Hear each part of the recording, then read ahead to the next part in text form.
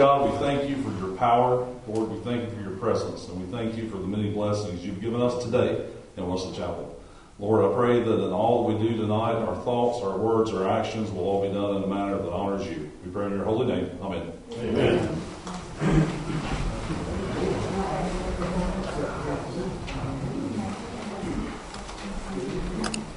So the first portion of our evening tonight is public comments. Know that there were several public comment sheets. The first one is for general public comments, where you have 3 minutes to talk about anything. If you're here to speak on a public hearing, as we open each public hearing, then that will be where we call up those public comment speakers. You might want to put all of them.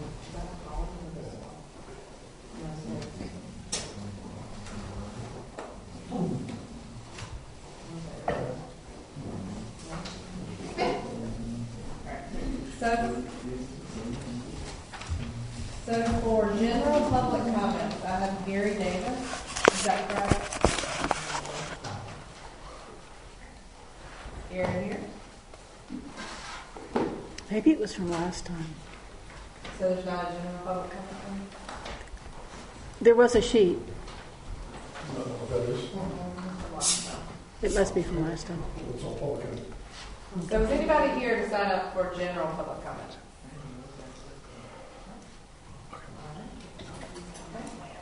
So that leads us to the additions, deletions, and adoption of agenda. I would like to move number 5 down to right before number 12. So we can make it 12A if we want, so we can start the public hearing earlier.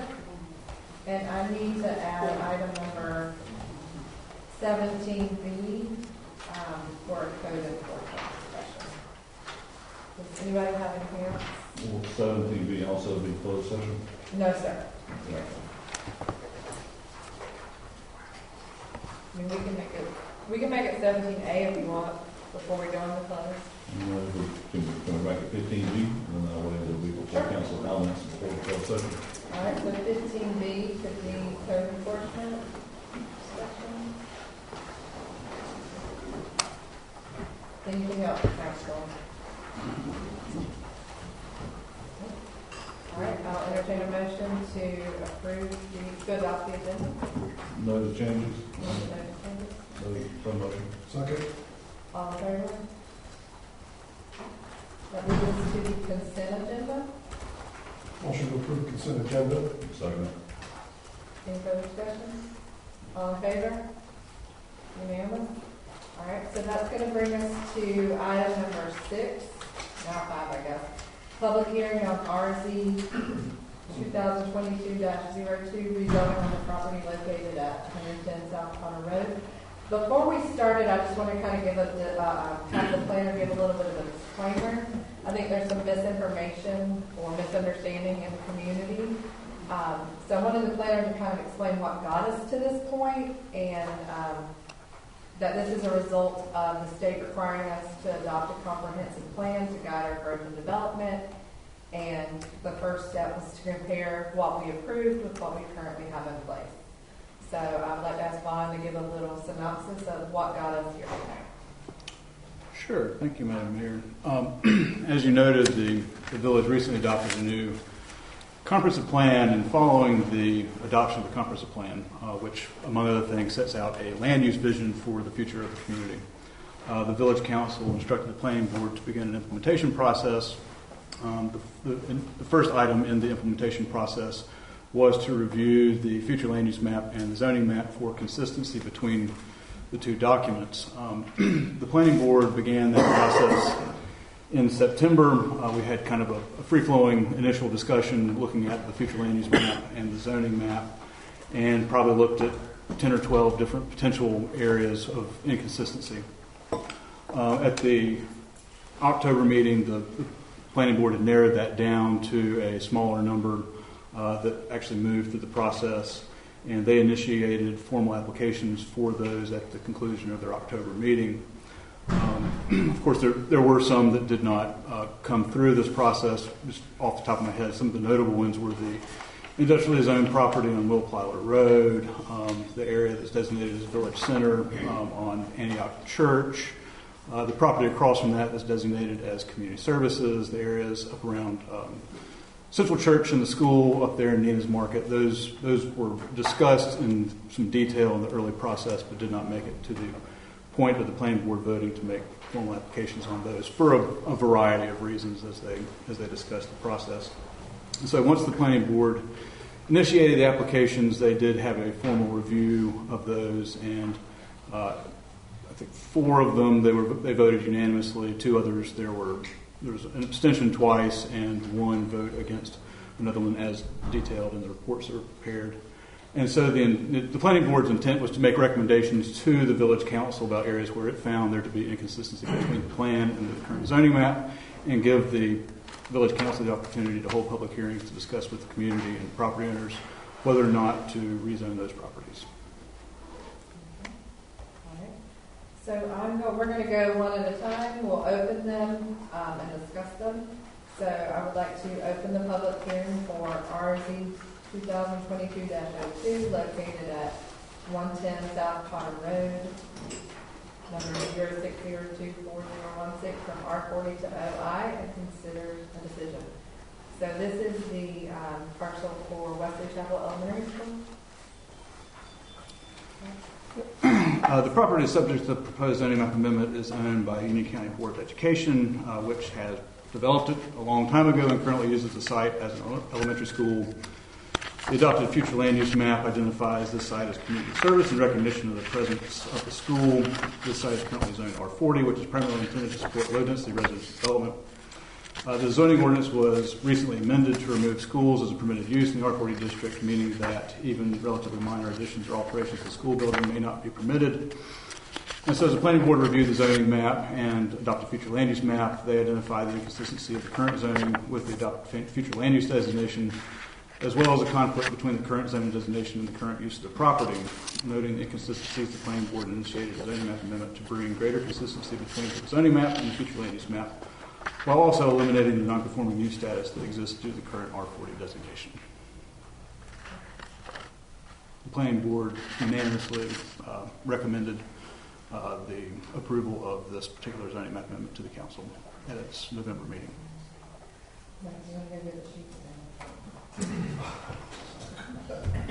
This gave people another chance to find out. Have we heard from the schools? I think I got an email from the director of public facilities, or director of facilities and architect, maybe. Let me check it back. He didn't express any concerns.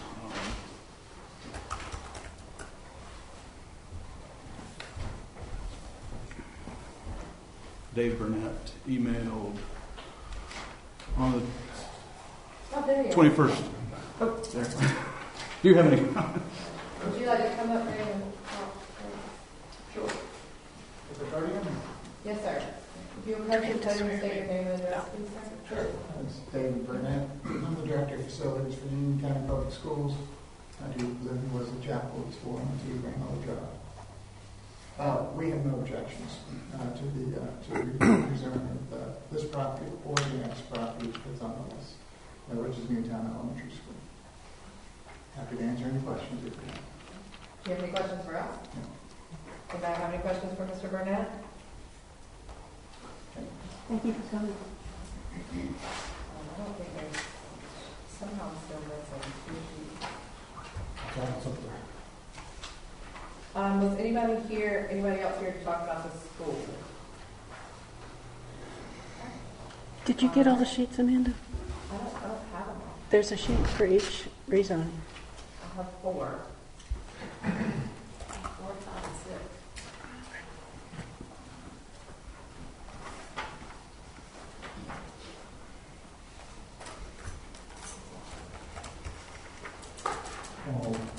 Cheryl's getting that. Sure. Can I ask a question, Mr. Grant? Sure. I'm sorry to have you all here yet. Again, your position with the school system is what? Director of Facilities. Okay, so any requests would normally come through you guys. Okay, that's the only question I have. So, council, after hearing from Mr. Burnett, do you have Any further discussion, or are we ready to? Why don't we combine, since he's speaking on behalf of both, Well, we have to open a public hearing for each one, it doesn't matter. even though he's, okay. And council, if you do make a motion, not only you can adopt a statement of consistency that the planning board adopted, and then make the recommendation to council, but you also need to include in there if the decision is reasonable and in the public interest. For the schools, we did remove, as Bob said, we removed schools from residential zoning. So this is reasonable and to be in the public interest. So we need a motion. I'll make a motion to approve the change from R40 to reserve OI to be consistent with the land use plan and future comp plan. I'm not sure exactly how to word that. I was looking for the consistency statement, but I can't find it. It is under the planning board recommendation. So with the statement of consistency that the rezoning of the subject property R40 to OI is consistent with the comp plan and the future land use map, which designates the property as community services. Amending the zoning of the subject property to OI will allow for the continued use of the property as a school as set forth by the land use designation on the map, and this decision is reasonable and in the public interest. Is that your motion, Deb? Yes. Do I have a second? Second. Any further discussion? All in favor? Unanimous? All right, so I will close that public hearing and open a public hearing for RZ 2022-03, rezoning of the property located at 1100 Waxhaw Indian Trail Road, number 0607507, from R40 to OI, in consideration of the decision. So, Mr. Burnett, would you come up one more time and say what you said before, so you can get it in the public record? Yes, I'm Dave Burnett, Director of Facilities for Union County Public Schools. We are aware of the rezoning. We're made aware of that. We did take this and the previous one to Facilities Committee of the Board of Education. We have no objections. We're here tonight to answer any questions. We have no issues with the rezoning. Any questions for Mr. Burnett? Thank you, sir. All right, council, hearing what you have for Mr. Burnett, do we have any further discussion?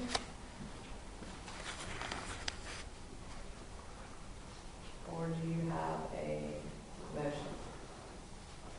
I make a motion that the rezoning of the subject property from R40 to OI is consistent with the comprehensive plan, specifically with regards to the future land use map, which designates the subject property as community services, recommending the zoning for the subject property to allow for the continued use of the property as a school as set forth by the land use designation on the map, which is reasonable and in the best interest of the town. Okay. Do I have a second? Second. Any further discussion? All in favor? Unanimous? All right. So we'll close the public hearing for that parcel, for that property. And now I will open the public hearing on RZ 2022-07, the rezoning of two parcels located at the northeast quadrant of the intersection of Weddington Road and Waxhaw Indian Trail Road, number 060450008 and 060450098, from R40 to OI. All right, so Bond, do you want to talk about this one before we call our public comment? The property that's subject to this proposed zoning map amendment is owned by a Siler Presbyterian Church, which developed and currently uses the site as a church campus. The adopted future land use map identifies this site as village center due to its location in the core commercial node of the village around the intersection of NC 84 and Waxhaw Indian Trail Road. The other three quadrants of which are developed with shopping centers. The site is currently zoned R40, which is primarily intended to support low-density residential development. The zoning ordinance was also recently amended so that churches of this size and permitted use are not allowed in the R40 district, meaning that even, again, relatively minor additions or alterations to the church campus may not be permitted. In reviewing the zoning map and adopt a future land use map, the planning board identifies inconsistency between the zoning and the future land use designation, as well as a conflict between the current zoning designation and the use of the property. And noting those inconsistencies, the planning board initiated a map amendment to bring greater consistency between the two, as also at the same time eliminating the non-conforming status of the church. And the planning board voted 4-1, inclusive of one abstention on this particular. There was one. It was one abstention, Okay. which would essentially count as a yes vote. Council, do you have any questions for Ron before I call on the public comment? Well, the only question I would have is, with this changing from R40 to office institutional, will it affect anything that they can currently do on the property, or what they can do future of the property? Well, it eliminates the non-conforming status, and so it changes the allowed uses from those that are allowed in the R40 district, which are, if you recall, primarily residential uses, as well as some like public safety uses and things of that nature. Whereas the OI district allows churches large churches as a use by right. We separate churches into, or religious institutions into two separate classes, small and large, based on a size threshold. And this would allow the use by right in this location as a church campus, as well as a wide range of other uses that are permitted in the OI district. There's medical facilities, office uses, general office uses, things of that nature would be allowed by right as well. In terms of the development standards, we had some discussions with the representative of the church about some issues related to the widening of NC 84 and how this might affect it.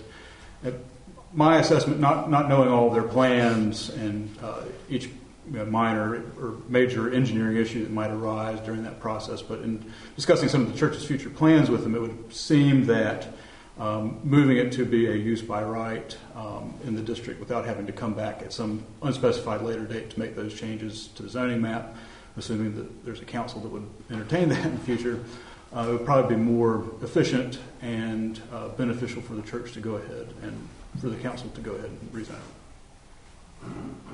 Thank you for the clarification. One of the questions, the 14 acres, is that the entire campus? That's the entirety. So it's two different parcels. There's a parcel of the church that's on, and there's a parcel that kind of wraps around it as an L shape around the north and the east. That borders basically the residential neighbors. Got it. All right. I have one speaker signed up. So, Mr. Berry, will approach the podium and state your name and address for the record. I'm Dan Berry from Weddington, and the session of Siler has asked me to come and address y'all tonight. And just because I can remember a couple of questions, then I'll make my comments today. Our parcel is broken into two pieces. The historical sanctuary is on one parcel. The balance of the campus is on the other parcel. And Devon's comment, thank you very much for our time on the phone this week. And we're going to ask you and the mayor to come and join the Siler session in the next couple of weeks and talk in more detail about what this means to us. And thank you guys for what you do. I have sat in your chair, and I know how rewarding it can be, and I know on nights like tonight you've probably gotten some hard emails and phone calls. We are challenged at Siler by the Highway 84 project, and one of the good benefits of y'all putting a sign up in our property that we didn't know about was it forced me to have a conversation with DOT last week. And we've all kind of run down this road that there's no money. Well, guess what? 84 Ray Road is now a funded project on the tip. $60 million is set aside. Right-of-way acquisition is going to start in the 2024, 2025, 2023, 2024 time horizon, which is June. Because of the number of parcels involved, they've allocated 24 months for that. So we got a lot coming down on us, and if you've been involved with road construction in North Carolina, that's tomorrow. When you get to this phase and money is allocated. We were unaware at all that the land use plan update was going on, that there had been a public hearing in the planning board in November, much less that tonight, when the notices went out, our offices were closed. We had been completely out of the loop. And so one of our asks tonight simply is that you recess this hearing and reconvene it in March after we've had an opportunity to take your planning documents apart and look at in detail what the new zoning category means to Siler compared to where we are today, where we will be, and then have an opportunity to talk to Vaughn and the mayor about the approved land design for Siler, including our new driveways and parking lots, which are going to be required by DOT when they build the road. So all of our entrances are going to be moved, right in, right out, one left out. It's going to be very cumbersome, and so we need to make sure that you guys are comfortable and will approve what our land design team approved in 2017, 2018 that we worked with prior council on.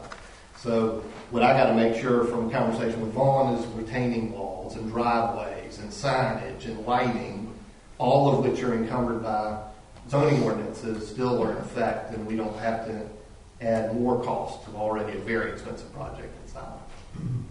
Any questions that I can answer for y'all? That's not me. So our request is a recess, not a deferral. But if you recess this, then we have an opportunity to come back and ask more questions once we get there. I think a 90-day extension or recess, whatever you want to call it, is reasonable. So basically, if I understand your ask, that would be that we postpone addressing this in February, but bring it back up in March. If Robert's rules here, if you close this hearing and vote on it, you got to create a new agenda item. If you recess this to a period certain, you can recess this to your March meeting. At the March meeting, it'll come back up first on your agenda, and we can do it. And just keep it open. And that just gives us 60 days for Vaughn and I to duke it out and figure out exactly what's on. Understood. I guess my question was more this. You mentioned 2 months. You mentioned 90 days. Oh, just not February. Understood. Okay. Gotcha. Any further discussion? Then I need a motion, correct? Go ahead, David. Make a motion that we continue the public hearing. But do we need to address it in February at all, just to say that it's being continued until If you set the date to March, then then say continued until March, until the March meeting. Okay. Which is March 13th. 13th at 7 p.m. I'll second that. Any further discussion? All in favor? That's unanimous. Thank you. All right, so that public hearing continues. That brings us to, Thank I you. will open the public hearing for RZ 2022-05, approximately 1 acre portion of the property located at the southeast quadrant of the intersection of Newtown Road and Waxhaw Indian Trail Road, number 6075010A from B2 to RA40, and consideration of the decision. So Ron, you'll tell us a little bit about this one? Sure. The portion of the parcel that is subject to the proposed zoning map amendment is part of a larger tract that was split zone between B2 at the intersection, which is the area in question, and RA40, which is the remainder of the parcel. The portion of the property with the B2 zoning was previously the site of a gas station, country store, that was recently, in the last couple of years, removed as part of the construction of the roundabout and relocation of utilities in that area. In the development of the future land use map during the planning process for the Village Vision Comprehensive Plan, the inconsistency of the current zoning designation with the village's desire to concentrate non-residential development in the core commercial node, which is, of course, the intersection of 84 and Waxhaw Indian Trail Road, was noted, and the committee working on the plan, essentially through the future land use map process, decided to designate it, the entire tract as village residential. And so, like the other amendments, as part of the implementation of the planning board noted the inconsistency between the current zoning designation and the future land use map. And once identified, the planning board voted to move forward with the consideration of a zoning map amendment, and that would bring the zoning designation of the site into consistency with the future land use map. And the planning board, at their November meeting, did vote unanimously to recommend approval of this, citing both the consistency between the future land use with the future land use map, as well as consistency with Goal 2 of the comprehensive plan, which is about limiting commercial sprawl, which states that non-residential development will continue to be focused on the village's core commercial node in order to limit sprawl, encourage the build-out of a village center, and maintain the overall rural and residential character of the village. All right, any questions for Vaughn before I call up the public speaker? All right, I will call up Miss, I do not want to say John.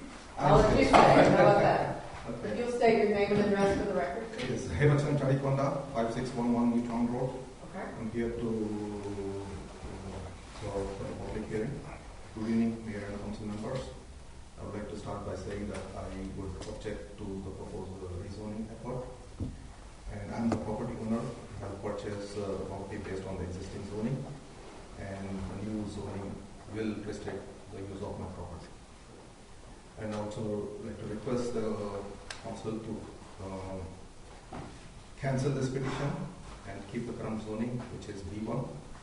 And I found there is some inconsistency between what the person said to what the notice I got. In this hearing, it is said as B2 to RA40, but in the notice I received, it is said as B1 to RA40. I'm not sure where the discrepancy is, and I would like the council to get to that and then get to the bottom of that. If the council cannot cancel that request, I would like to council to give me more time to analyze the situation and then have a future motion. That's all. Any questions? Vaughn, can you address this discrepancy on You said the notice that you received? Or Yes. what? Yes. On December 21st. It's currently zone B1 general district, business district. To our airport.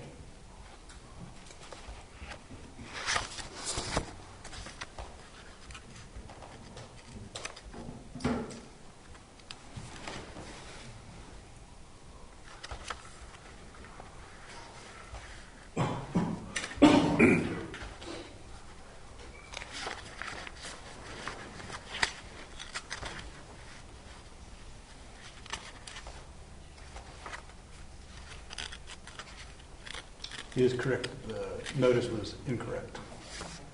So your property is B2? That's correct. All right. Council, do we have any questions for Vaughn or this property owner? what's your alternative for property? Do you plan on, I haven't planned yet. It's still so no setbacks? no plans. But you want to keep it B2, you want to keep it, Yes, even though you don't have any plans for it in the future? yes, because I bought the property in consideration of B1 or B2 zoning so that I can plan for it. It does not mean that I don't want the B1. Is there any issue where the notice misidentified the zoning? I would say that the safest course of action would be if the council desires to move forward to re-advertise. So the newspaper ad was correct, and of course the reports were correct, but the letter was not. So I would say that re-advertising it with the proper mailed notice would be the most appropriate way to move forward if you chose to do so. So would that mean you continue this one to next month? No, I think you would close it and you could take no action before. And then we would send out a new letter with the... Yeah, you would need to, as part of your motion, instruct that to be done. We'd have to re-advertise the paper and send out a new letter. Okay. Well, yes, we have to do both, even though the paper was correct. So that would give you some more time. So council, do we have a motion? I make a motion for us to reissue the advertisement and notice for property related to RZ 2022-05, and therefore that we take no action on this. Did you say for a public hearing at a certain date? For a public hearing on February the 13th at 7 p.m. Yes, February 13th at 7 p.m. I second that. Any further discussion? All right, You understand that means we're gonna resend you a letter? All right, thank you. All in favor? All right, so I will close that public hearing.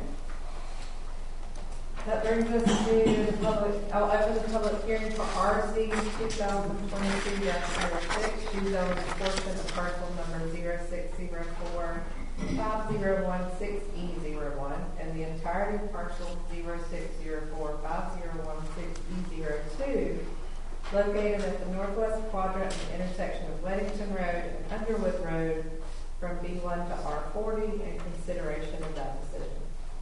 So, Vaughn, you want to talk a little bit about that one?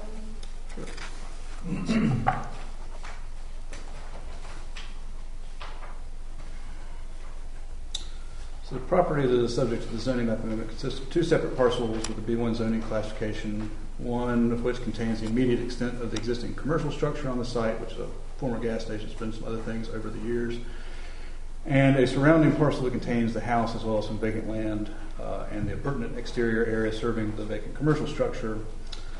The larger parcel is also joined with another piece of land to the west that is currently zoned R40. The former gas station has not been in active use as a commercial building in a number of years and is likely to be in disrepair to the point that it is likely not economically viable for reuse at the present time, while also not likely having sufficient parking to accommodate its future reuse. In the creation of the future land use map during the development of Village Vision 2050, the inconsistency of the current zoning designation with the village's desire to concentrate non-residential development in the core commercial node at the intersection of 84 Maxwell Indian Trail was noted at the committee and resulted in designation of the property as village neighborhood based on its location adjacent to the larger residential subdivisions and frontage on Underwood Road, a legacy residential street in the village. As part of its implementation of the comprehensive plan, the planning board noted that inconsistency between the current B1 zoning designation of the subject property and the future land use map. And once identified, the planning board voted to move forward with the consideration of the zoning map amendment to bring the zoning designation to one that is consistent with the designation as a village neighborhood on the future land use map. And again, the R40 district was chosen as it was the portion of the larger parcel is already zoned R40, the western portion of that. And the planning board voted at its November meeting unanimously with one abstention to forward a positive recommendation to the village council. And this one, again, in addition to the future land use map and their statement of consistency, they noted the consistency with goal 2 in the comprehensive plan about limiting commercial sprawl. Any questions for Vaughn before I talk to the public speaker? I'd like to call up Mr. Brian. I don't want to say it wrong. Hunky. Okay. You'll state your name and address for the record, please. Sure. My name is Brian Hunky. I live in Indian Trail, North Carolina, from the property owner here. Again, my name is Brian Hunky, and I own the property located at Weddington Road and Underwood Road that is the subject of downzoning request of RZ 2022-06. I inherited this property from my mother, Vera, who inherited from her parents, Clayton and Edith Underwood. This property has been in my family for over 75 years, and it has been utilized commercially the entire time, up until a couple of years ago. My grandfather's store was the only active commercial property in Wesley Chapel when the town was founded. The picture that was hanging in the lobby of one of the first town limit signs was taken from our parking lot. We paid commercial value property taxes all along the way. You may know the property of Southern Lindsay. After they moved out, I had a local businessman wanting to open a retail shop there. We went through 3 zoning administrators over a 4-year period trying to gain approval to move forward with opening a new business in this space. I was asked to make multiple changes to the plans to make one administrator happy, only to cause the next zoning administrator to say, well, why did you do that? Or, well, you shouldn't have done that. At the end of 4 years, and after getting an attorney involved, we finally gained approval to move forward. Unfortunately, given all the delays and circumstances out of our control, the prospective tenant backed out and took his business to another town. I've been a deputy sheriff serving the people of Union County for over 25 years, and I will be retiring soon. My plan has always been to develop and lease that corner for commercial use and to use the income to allow my wife to retire and we be able to provide for our family. I would like to continue my family's legacy by providing goods and services to the people of Wesley Chapel. I would like to apologize if any of my dates and details are vague, but I did not have much time to research this due to the town sending me a notice over the holidays and the call to public hearing tonight. I respectfully ask the council to not rezone my property against my wishes as the owner of the property, depreciating its value tremendously, drastically depleting my family's future income and erasing Wesley Chapel history. Thank you for your time and consideration. Any questions for Mr.? What are some possibilities for future use in the building? Ma'am, I'm sorry? What do you have any ideas about what you'd like to see there? Like I said, I had a guy wanting to move into a beer by the drink, beer by the bottle, drink. You know, it was a nice little gathering place. Honestly, I'd work with you guys, whatever best suits the community. One or two facilities there. Again, I own the whole corner, 3 acres. I could put a couple different things there. And again, whatever works best for whatever the community would like, whatever the town council would like. The property between Southern Whimsy, or what used to be Southern Whimsy, and Underwood Road, is that zoned the same, or is that zoned residential? That is all one lot. That was one of the things that I had to, one zoning administrator told me to bust it up, and the next zoning administrator told me I shouldn't do it.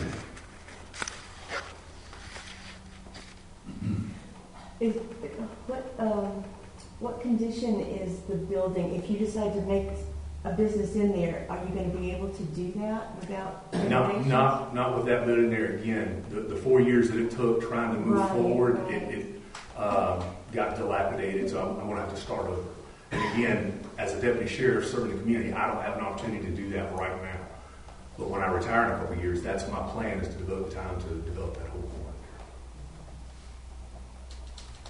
I think the fact that the history of that property has been always a business, not a residence, speaks volumes. We had something very similar when I first got on council over 12 years ago with what used to be a gas station, junkyard, and everything else, but was accidentally zoned residential. And eventually we got that squared away. Same thing with this. It's always been non-residential. I think it should stay non-residential. I agree. The parcel that the house is on, has that always been B1? Yes, ma'am. So both parcels have always been? Yes, ma'am. That was my grandparents' house, and that was my grandparents' store. It was all one lot, one piece of property. So I don't understand the history that transpired. Do you have any more details on what you described? The only involvement I've really had was a couple of people inquiring about it a couple of years ago. I really haven't had any But no notes or anything about permitting or review of anything. advice, just with us. Yeah, we had some inquiries, people calling and asking could you use it for like a coffee shop or a music construction studio. There's a barbecue place interested in it. That might have been before my Snowball place, and I've had several people reach out to me. Yeah, I think I've had 2 calls in the last couple plus years, and they're really right when I started working with y'all. I think that it probably was, when the building was probably in better shape, there was probably a lot more interest in using it. So, I can understand the family legacy for sure, and I think that's tremendous to have that. And I do recognize that probably when your grandparents started, there was just nothing around here. Like you said, the first store and everything, and then things change, right? So now we end up with a small parcel that doesn't fit in with the big vision. I do have concerns with using the commercial space and the description that we've had. So I do think that would be something that if you were to, the council were to decide to keep it B1, they would definitely want to work on making sure it's appropriate for the location. Of course. But I'm to be honest, I just have mixed feelings on it, especially since there's a house sitting there, which I understand you own, but so.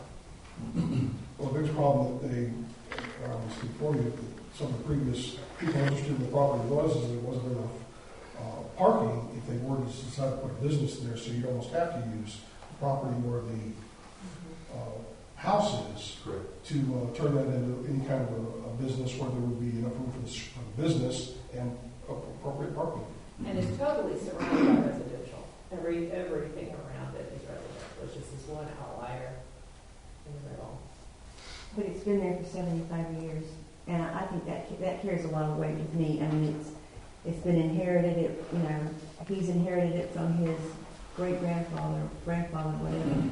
And, I mean, it's not a big enough property for you to put something that would, or want to put something that we wouldn't, I mean, it's a perfect little location for something small and intimate, and it's not that far from the village commons. It's not that far, actually. I mean, so it's not Practically across the street. right. Yeah, the disagreement I have with that is that the building happened in the 1880s. So thank you for describing what transpired. Yes, ma'am. Because, to look at it was that. But I think you would have, stronger positioning if it were the same historic building. Then I think it's a very different conversation. So. Would your plan be to tear down the house so you could Yes, ma'am. utilize the whole parcel? Yes, ma'am. And again, I'm not trying to put a Walmart there. That is not my intention. My intention is to have a community or a commercial piece that the community would enjoy. I know several people that live back in Quintessa, and talking with those guys would love something where they can come and meet. And I had someone ask me for like a little Ace Hardware, some little small community hardware store. I had them ask again for a gathering place, like a place for sandwiches or something like that. Again, we would have to move forward with that with you guys. But again, my intentions are not to work outside of what you guys are looking for, your vision, outside of it being a residential. And the houses are No, it's commercial zone. It's B1. It's one. Yeah, the portion that was kind of the applicant or the property owner may have some history to it, but there's a weird triangle piece kind of to the west. It's zoned R40, and it's tied legally, but topologically at one individual point to the larger parcel that contains the house, and then the building, the commercial building itself, sits on a piece of property that is the footprint, essentially, of the commercial building. Is that? I understand what you're saying. So the triangle piece of property Yeah. is, even though it's connected to this piece, it is R40. It's legally part of the larger. It shares a parcel number with the parcel with the house on it. It is topologically connected at a point. There's no area going through between them, but there is a point of intersection between the two parcels. But correct me if I'm wrong, it is undeveloped. What? The triangular piece is not something that can be developed. It's a creek bed. It would probably be difficult. If anything could be built there, it would be difficult to use that triangular portion, yes. Exactly. Is it common to have a parcel with two different zoning designations? It is not. We would not be going out today and rezoning parcels to have partial designations purposefully on the village's behalf. The gentleman with the parcel on Newtown at the roundabout, his parcel had split zoning, of course, between the intersection and the rest of the property. It's a legacy of probably the creation of the first zoning map the village had, where the parcel on the corner that had the store on it was zoned commercial, and the remainder that was to the west, maybe out of oversight or for whatever reason, was zoned residential. And I'm not sure of the provenance of that triangular portion, whether they own parcel or property intervening and might have sold it to the owners of the property behind them at some point in time. You just kind of end up with weird formations, especially in areas that were once very rural. We're just signing a subdivision plat back there to separate a triangular piece of land from the parcel across beside the park. There's a little piece of triangle land that the estate's settling and needed to separate. Even though it's physically separate from the parcel beside the park, it is legally part of the larger parcel. So it is zoned. It might probably zone the same thing, but it could have ended up being zoned differently if that corner was rezoned at some point in time.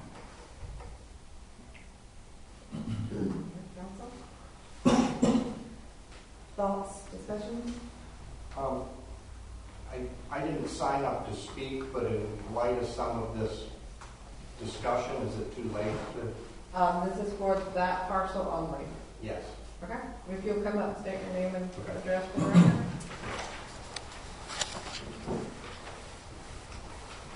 I'm Chris Moffat. I live at 3005 Ocaso in Quintessa, which he referred to. Can you spell your last name, please? Maupin. Thank you. I'm not saying it would necessarily have an issue. I mean, it's been B1, but it's been unused. I've lived there for about 13 years. It was a kind of convenience store when we first moved in. Then there was nothing for a while. Then there was Southern Whimsy for a little while, which didn't get a lot of car traffic. In the 13 years we've lived there, an awful lot has changed in the village in that area. Turning out of Underwood Road has become an increasingly perilous adventure, particularly at certain times of the day. So I would just say, not that I'm, against it, and I would say that others in Quintessa, when we saw this zoning, there was concern amongst other people in Quintessa about what this might all mean. Concerns about, the potential increase in traffic and things like that, depending on what kind of business might go in there. If it had been a little watering hole or something like that, I'd probably be happy to see that. But depending on what the impact might be on traffic and things, that kind of little area there, I know some people in Blackstone as well, trying to take turns out of Blackstone is gotten kind of dangerous and scary as well. So depending on what kind of car traffic and things that might attract it, just something to consider. Thanks, Jack. And Bob, what was the recommendation of the planning board? Planning board voted unanimously with one abstention. Voted to keep the B1, To recommend the rezoning. to recommend this. Wow. All right, so, council thoughts, discussion? I'm leaning to make a motion to keep it B1, given the fact that what it is, what it has been, what it's been for years, and then working specifically with the property owner to see what we can turn it into, what we can turn it into, and what we can do to help it. So, unless there's more discussion, Is that your motion? I'll make a motion that we keep it B1 and encourage the property owner to come forward and hopefully make something that was currently an eyesore into something nice for our community. And are you saying that your statement of consistency is that it's historically always been B1? Correct. And that, that it does not, your decision is reasonable and in the public interest? I hope so, yes. What's your motion? That's my motion. All right. I second. Okay, discussion, council? When they go to apply for a business permit or a building permit or anything else to develop that property, will there be a TIA or any, because they have to put in new driveways, will DOT get involved? DOT will be involved. Because of the volume of traffic on 84, they will likely require a TIA. And that'll address all traffic issues for Contessa or anybody else in the general area. They would have the scope of the study would probably look only at their entrances and the intersection of Underwood and 84. I don't think they would probably, because of the size of the property, and unless it's, I don't know, a drive-through business of some sort that's going to generate, 80 cars an hour in the peak, which, getting more than that on that property would just be physically. Given the size of the lot, it's not going to be anything big. It would be, yeah. The village's zoning regulations would preclude anything of any substantial size going there. There's land. I mean, it's not an undevelopable piece of property at that intersection. Like you said, it's not going to be a Walmart or any kind of a big store. But even a small store, it may be hard to, the overall development cost may be significant because of the TIA and the NCDOT requirements too, right? So, Anything on that road is going to be, it takes me 10 minutes to get out of my neighborhood on 84. So, and I don't live anywhere near. Yeah. So that's not going to change. And that business, in my opinion, would be small enough that it wouldn't, I don't think, impact the traffic that much, if any. No more than putting houses there. There's no business for us specifically to be considered right now, it's just a zoning change. Right, I know, but I'm saying leaving it be one. If he were to make a business there, I think it wouldn't impact the traffic that much. That's just my thoughts on it. Yeah, it's essentially the status quo for the time being. And from an access standpoint, it's like if NCDOT did allow a driveway access on 84, it would likely be right in, right out only. It would be that close to the intersection. It would be difficult to see having a full movement driveway on the 84 frontage. That would most likely be on the Underwood Road frontage. Not that anything's impossible, but that would be the most likely outcome from engineering. And by that point, I'm right in, right out. We're right into the traffic circle right here. fairly close to those, right? All right, so we have a motion and a second. Any further discussion? All right, so all in favor? That's three and one. All opposed? Only, I'd just like to say that I just have real concerns about the development property. I really wish there was the Legacy's building there, because then that'd be a slam dunk for me. Of saying, yes, let's preserve that history that we have, but the fact that it's not in the way the village has grown and everything else, especially with traffic and widening of 84, I just feel like that the lower densities are going to be more part of it. So I will close the public hearing for that parcel. Madam Mayor, Council, if you guys don't mind, I've got a tickle in my throat. Could we, I don't want to be a distraction to the next public hearing. I know we've got just one, but can we have like a 5-minute recess? Okay. All right. Thank you. So 5-minute recess. Actually, So we'll keep on trucking. Now we have a public hearing of RZ 2022-04, rezoning of 9 parcels located at the northwest quadrant of the intersection of Weddington Road and Wesley Chapel Road. Parcel 060. Do I really have to read that one? Okay, I'll read them. 06024011, 06024011A, 06024011B, 06024011C, 06024030, 06024031, 06024032, 06024033, 06024036 from OI to R40. Okay. Savon, do you want to tell us about that one? Thank you, Madam Mayor. The property subject to the proposed zoning map amendment was rezoned from R40 to OI in 2019 and has remained undeveloped or in its previous residential use, which applies to several parcels since the rezoning. The owners of the property previously discussed the development of the property with the village in spring of 2021. And that was for a dentist office that was proposed on the western portion of the site.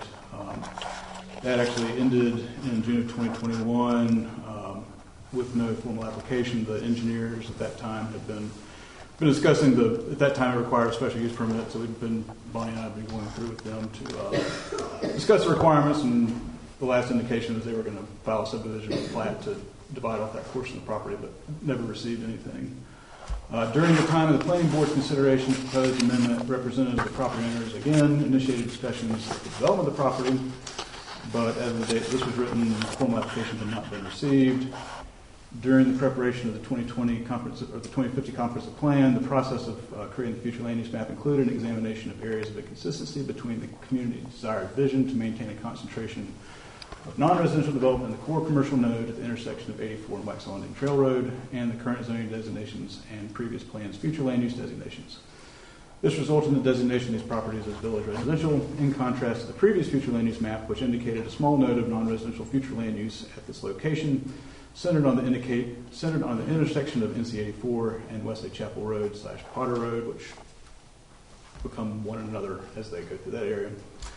As part of its implementation of the comprehensive plan, the planning board noted the inconsistency between the current OI zoning designation of the subject properties and the future land use map designation as village residential. Once identified, the planning board voted to move forward with the consideration of zoning map amendment to bring the zoning designation to one that is consistent with their designation as village residential on the future land use map. And at its November meeting, the planning board did vote unanimously to forward the positive recommendation to the village council.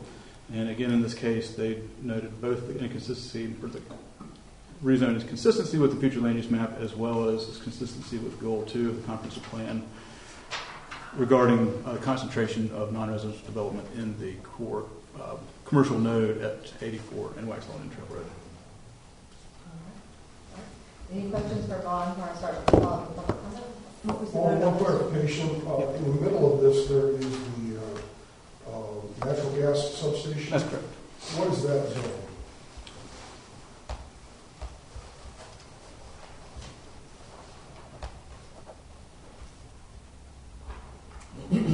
It is currently zoned R40. Is that the correct zoning for that? It's classified as one of those essential services. There's like essential services 1 through 5, and those are, I believe, allowed in each zoning district. But they never got zoning. I'm sorry? They just put it in. They never They just applied. According to Cheryl, they just put it in, never applied for anything. What was the vote with planning board on this one? It was unanimous. Any questions for Vaughn? Or Colin? All right, so let's see. The first name I have on the list is Mackenzie Moser. If you'll come to the podium and state your name and address for the record. Thank you.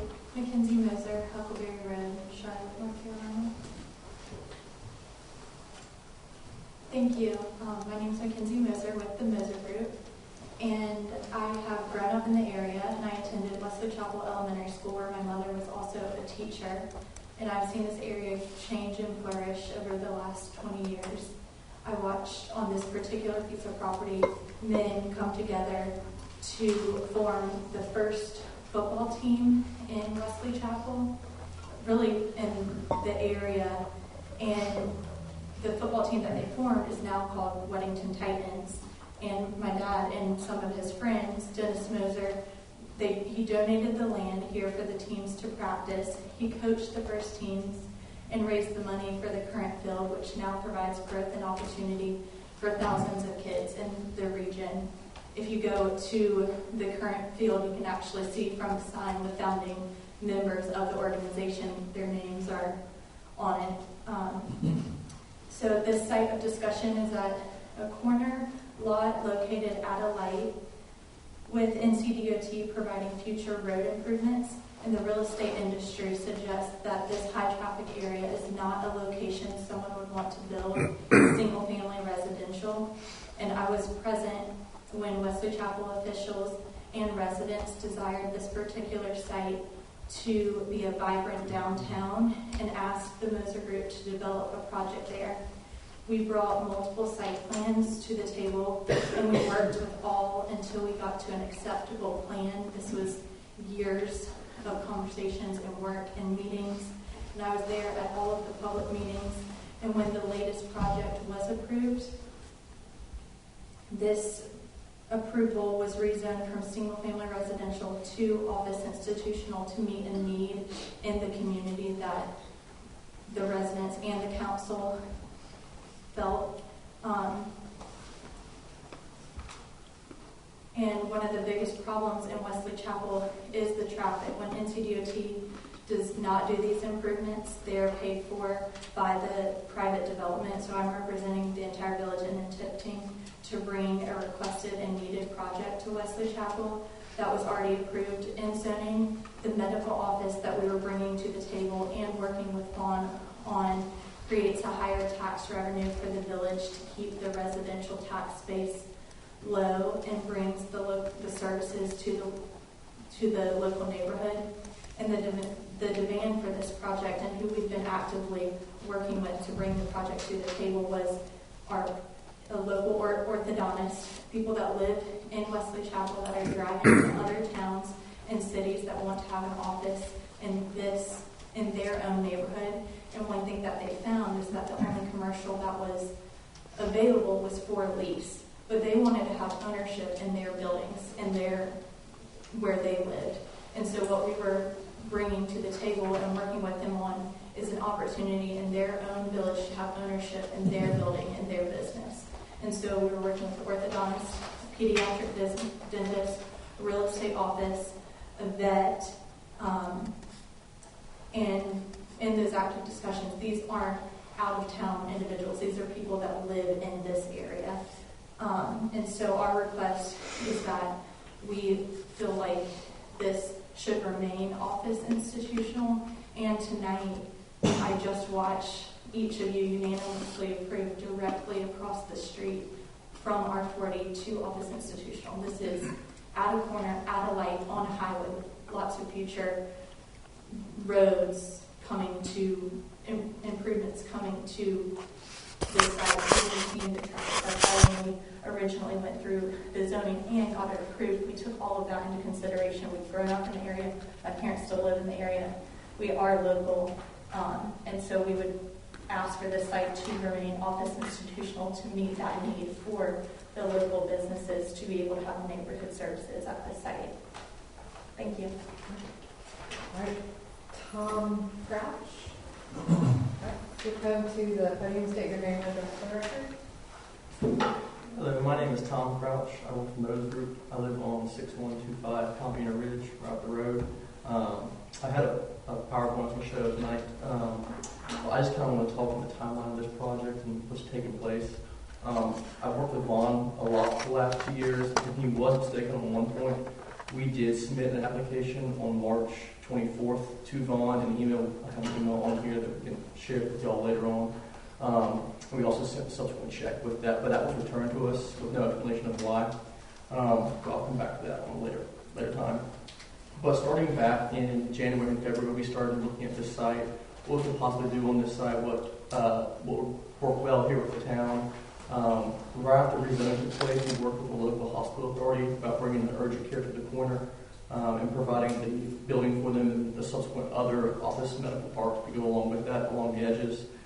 With that, like Mackenzie said, the doctors Hall and Coleman, who are orthodontists here, we worked with Vaughn starting in February, submitting a site plan showing them where they put their 4,000 square foot building that they could own, how that would work on the site.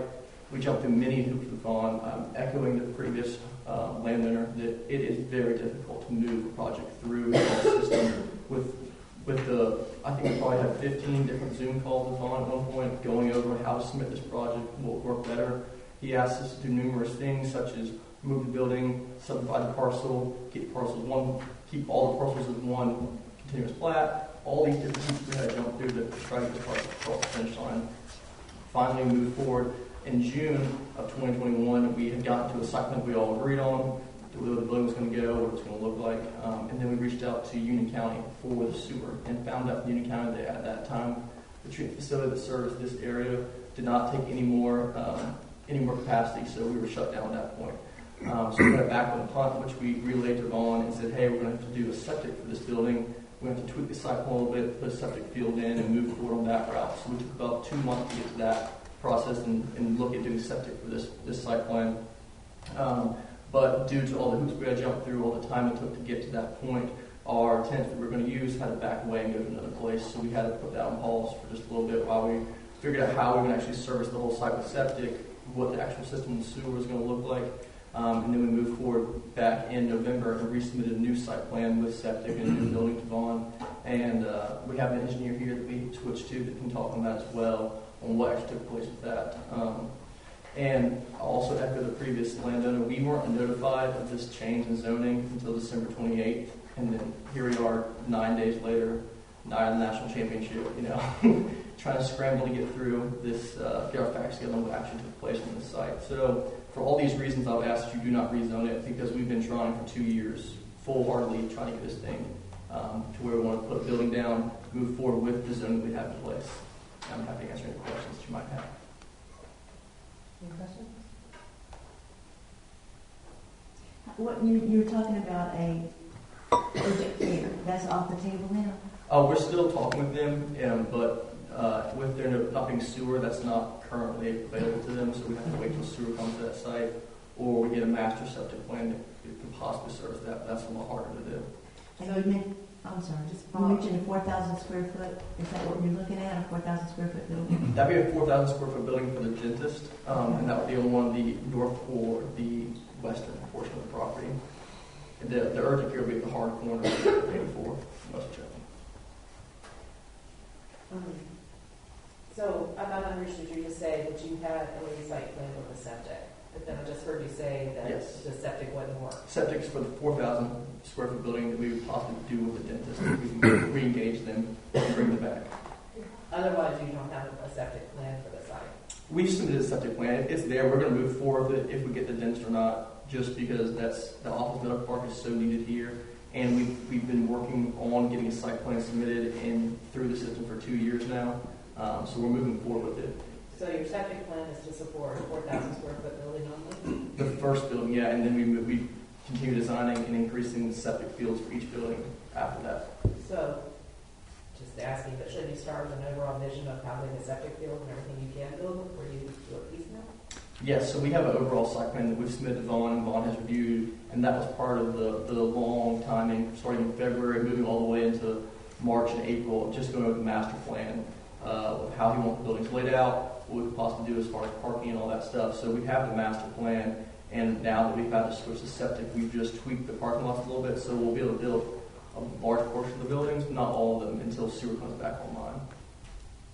So your plan is to put in septic, expand the building space if sewer becomes available. Would you then look to convert the rest of the property to sewer too? Yes, ma'am.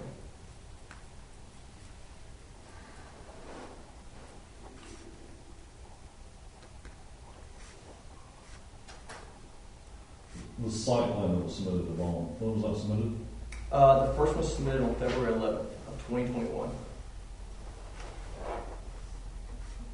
You said the first one. Was there additional ones after that? Yes, sir. So we went through several iterations of being on Zoom calls, and Vaughn asked us to move certain things around, look at how we could adjust certain things. And so I would say there was probably 7 different ones throughout that course of 7 months.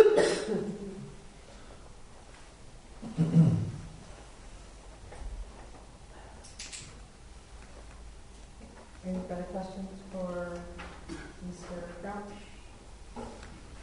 So you guys were aware of the possible rezoning?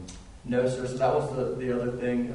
We worked with Vaughn for 2 years, and we know not once did Vaughn mention to us this possibly would be rezoned back to R40. Didn't hear anything of it. And in fact, we had a conference call with him on November 27th of this year and said, hey, we're ready to re-engage this site plan with the septic. We're submitting a plan to you. Here we go. Didn't hear anything about that, even though I guess the planning board was about to take place or had taken place. And then we didn't get a notice of this meeting until December 28th. And obviously our office was closed on the 30th. So this was a scramble to get here and have our facts in line. So if you are able to build out that area like you want to, how many buildings are you talking about? I don't have the site plan from me, but I believe it's 9. 9 buildings? Mm-hmm. On 13.5 acres. Wow.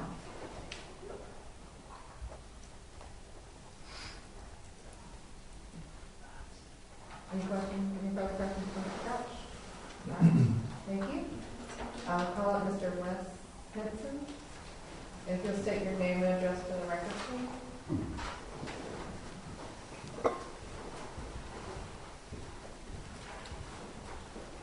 Good evening, Ms. Mayor, Mayor Pro Tem, and village council members. I'm Wes Henson. I'm a local land use attorney. I've been practicing law in Union County for 22 years, 23 years now. I'm here on behalf of Downtown Wesley Chapel and Liquid Management LLC, 2 of the property owners that are the subject of the downzoning for RZ 2022-04. Tom's done a very good job at reciting the details of the background for this application. The property that's subject to this downzoning was rezoned to office institutional zoning by this town council in 2019. Originally, when it was submitted, it was a larger project with business and commercial retail uses, and then an office, institutional, and medical component. Based on the back and forth dialogue of the rezoning application that was filed in 2017 and not approved until 2019, the project size was changed. It was reduced from 35 acres, and a little larger than 35 acres, down to 13 acres. Many of the components were removed to get to an office institutional zoning, which we felt like, in working with the town, gave a real added benefit for those uses. And we're talking urgent cares, daycares, medical uses, dentists, orthodontics, the things that are approved uses in office institutional zoning. I think the background statement that you see in the notice letter is a little misleading in that it suggests that the property owners have abandoned certain pursuits. I don't believe that's factually accurate. I think from the rezoning time in 2019, we hit a global pandemic in 2020 that reset every user's timelines. There's been letters of interest, letters of intent, contracts disseminated. A lot of vested parties relating to this site are impacted by the action of this council and the recommendation of the planning board tonight. So I want to clear the air a little bit on that misstatement. Again, I think Tom gave a great recitation of the events leading up to where we are. I think that the town, to put more R40 in this place on a corner is not proper. I don't think we need more cars on the road potentially. And I think you know from these uses that in this application, even though there is an office institutional zoning, to go to even to a 4,000 square foot dentist office on the site required a conditional permit application. So there's still a dialogue that necessarily has to happen with the town, with the planning and zoning, to where there's a seat at the table of what those things look like.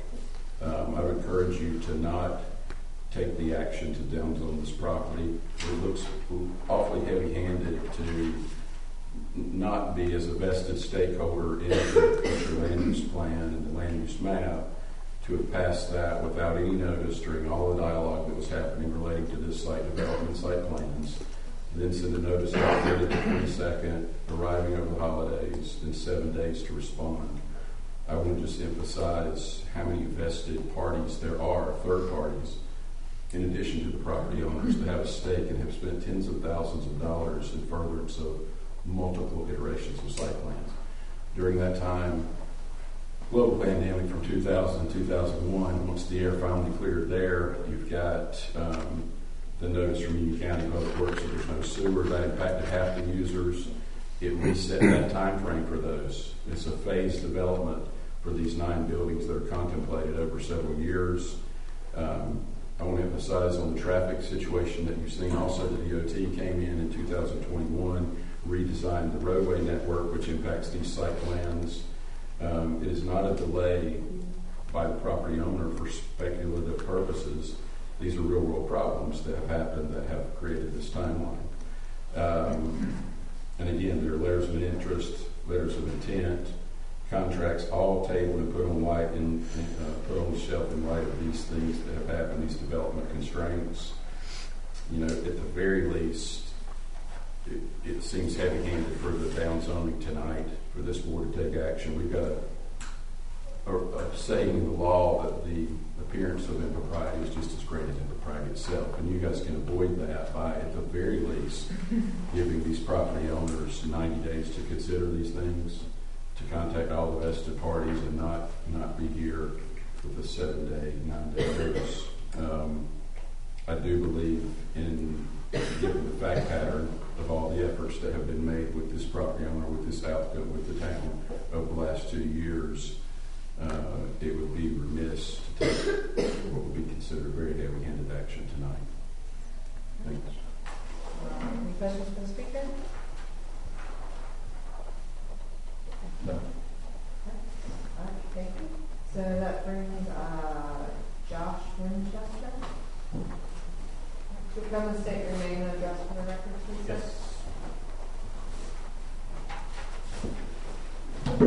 My name's Josh Winchester. I live at 4321 Wesley Chapel Road, right there, directly across the street from the proposed downzoning of the Moser property. You've had plenty of people here speak beautifully on all the reasons why it shouldn't be downzoned, but just as a property owner that's going to be directly impacted, I still stand in opposition to the downzoning. I believe that the Office of Institutional Zoning could bring services and goods to our community as we see fit. A lot of advantages to those things, even with the traffic impact that it may have. I know that there's roundabouts going at 84 Wesley Chapel Stouts and Potter Wesley Chapel Stouts. So that's going to help, hopefully, a lot of the traffic impact that we already see in the area. But I just think that with what our community needs, and I know that the commercial sprawl has been something that's been well thought about with this new vision for the 2050 Wesley Chapel plan. I think that once we're built out here in the Aston properties, that we're going to be looking for places that we can still provide needs and services to our community. I think that corner was always originally supposed to be downtown Wesley Chapel. I know it's since changed, but in the original master use plan, the fact that it was office institutional node there saw that need even back then. I don't think a whole lot's changed from that. So I'd just like you to take that into consideration for the opposition of the downzoning to R40. Thank you. Which houses, excuse me, make a left onto Potter's Drive? Make a left at the light. Going towards Sun Valley, Yeah. on the first driveway on the right. So where the brand new construction just got moved in. Anything else? Any further questions for Mr. Winchester? All right, thank you, sir. All right, so Janet Hine. You'll come to the podium and state your name and address for the record.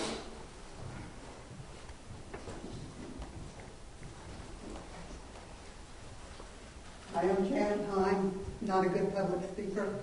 I'm at 145 Couples Court, which is in Heather Glen, which is the subdivision right behind the proposed change property. I think you may recognize me because I have been fighting this zoning change from when it got originally rezoned to office industrial. I've spoken to the council before and I'm back again. And I think I speak for a lot of my neighbors when I say that I think office industrial is not the proper use for this corner. It's not in fitting with the comprehensive plan for Wesley Chapel to keep it as a residential village with a center. I think it's going to have a bad impact on the town. And I think it's a very unwise decision to have it as office industrial. I thought that the first time when I spoke to the council previously about this.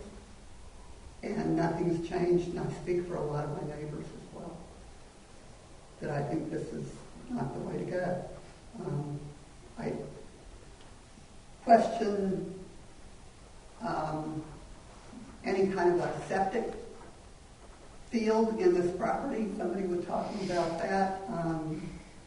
Anybody that knows this property, there's a lake on the property. I think it would be a pollution concern.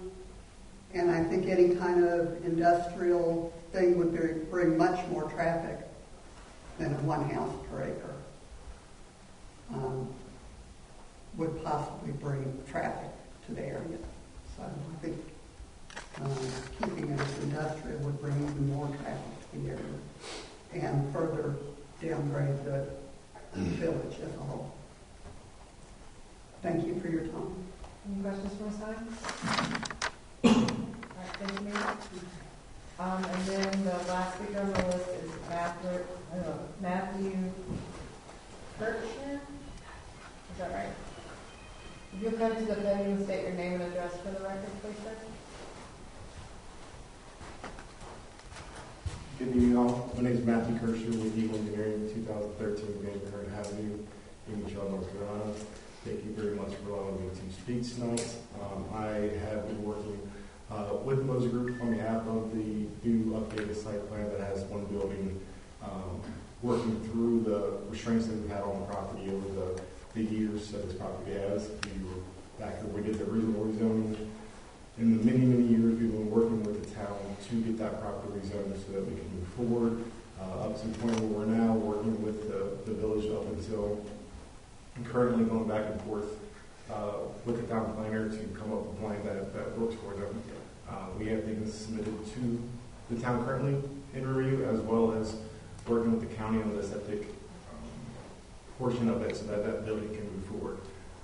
There isn't any lakes on this property, nor are we proposing any light industrial. We're talking about office buildings, doctor's offices, and dentists, things of that nature, things that help out the community. So that's pretty much what I'm for, keeping the zoning, what you guys have already approved in recent years, so that we can get this project moving forward. Any questions, Mr. Kirk? To clarify, there is a lake that's not on any of the parcels specifically identified that we're discussing tonight. It's adjacent to. And more likely, it's probably a stormwater pond that is there to clean the water as well. Sorry, farm pond. For what? It's a farm pond. The size building you're talking about, how many stories are you talking about? This is a one-story, I think, 4,500, 5,000 square foot building per day. That's the current one. Until sewer is available, half the property will be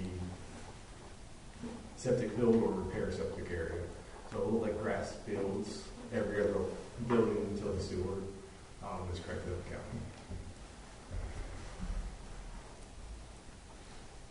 Any other questions for Mr. Kirk? Only just about the roundabouts that are going in. I know one of them directly impacts that property. We have been working with DOT for the last little bit to all of our site driveways, everything work around the roundabout, as well as the sewer that we're relocating through that area. We've been working with DOT for over a year now to make sure that we move our property around and our site around the roundabout that they're proposing there. Any further questions? Thank you, sir. Thank you. All right. Madam Mayor, may I have an opportunity to speak, please? Sure. Yes, sir. I'll add you to the list. You still have to give your name and address. That's fine. I'm Richard Helms. I live at 4601 Blanchard Circle, and it's good to see you all again. I'm speaking to you tonight as the chairman of the Monroe-Union County Economic Development Commission. And Chris Pote had previous commitment and couldn't make, but he's got some comments I'd like to repeat. And he's in support of leaving the zoning as it is now, not down zoning. But it says, for many years, based on the Weddington study, his office has advocated the need for a balance of residential and commercial. And in Union County right now, we're about 83% residential and 17% commercial. That balance creates a heavier burden on the residents. I think the schools of government says 60-40 is more advantageous.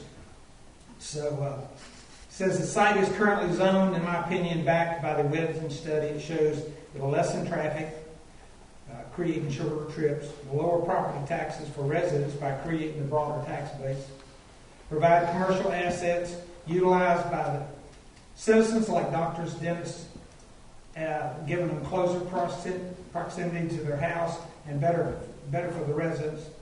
Therefore, he's in favor of leaving the zoning, and I as well. A couple of things that I've heard tonight. You asked about the septic field. The reason they've been delayed is because of Union County, because we had run out of 12 miles at its limit. But we have taken action that will be increasing 12 miles by 1.5 million gallons, which will free up capacity. And that process will take close to 3 years.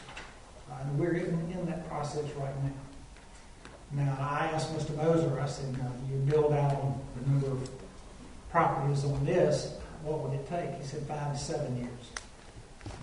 And I know the last time I had any interaction with Dennis was when he opened Twin Lakes. That's a beautiful community here in our community, and that's the type of look he brings. So I'd ask that you leave the zoning the same. And I appreciate y'all taking time. It's good to see you again. So, but like I said, I'm speaking as the Economic Development Commission. Okay.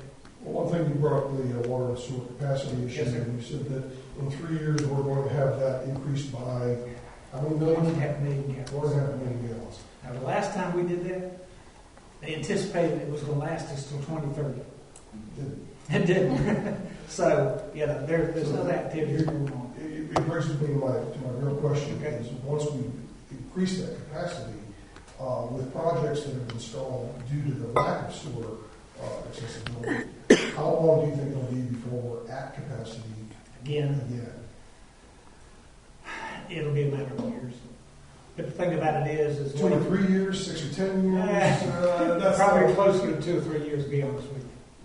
And the thing about it is that what happens is the reason we found out we were out of capacity, really it's running at 75% capacity right now. But what we did is went back and said, how many people have already purchased capacity? And they're just waiting for the build out on theirs. And we were shocked. It came up to like 92%. And when that word got out, everybody else went and grabbed their capacity as well. I'll be honest with you, I did too. We had an opening, and I'm building a house I'm moving into next Friday. And it had sewer running through the front yard. So I said, let me pay my dues. So I did, just like everybody else. So yeah, it'll be the people that have the forethought to go out and when they want to start a project, to go ahead and purchase the capacity once it's available. So capacity can be reserved.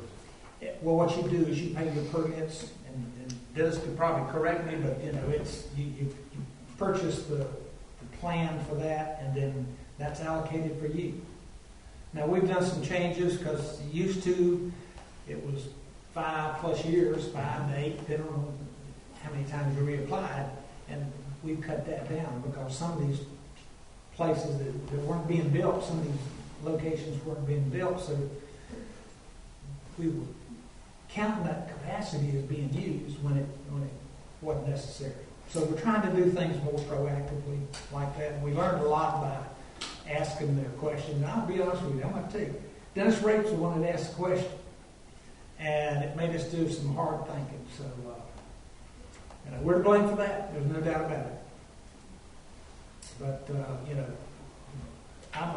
I believe in the smart commercial growth. And like I said, Mr. Mosley, what I've seen him build is always top notch and something the community would be proud of. Any questions for Mr. Helms? Thank you very much for your time. It's good seeing you. I apologize for playing tag this afternoon. Sorry. Excuse me, could I interject also? Would you like to come speak? Yes, Yes. please. Come state your name and address for the record, please, sir. My name is William Hine. I live at 145 Nicholas Court.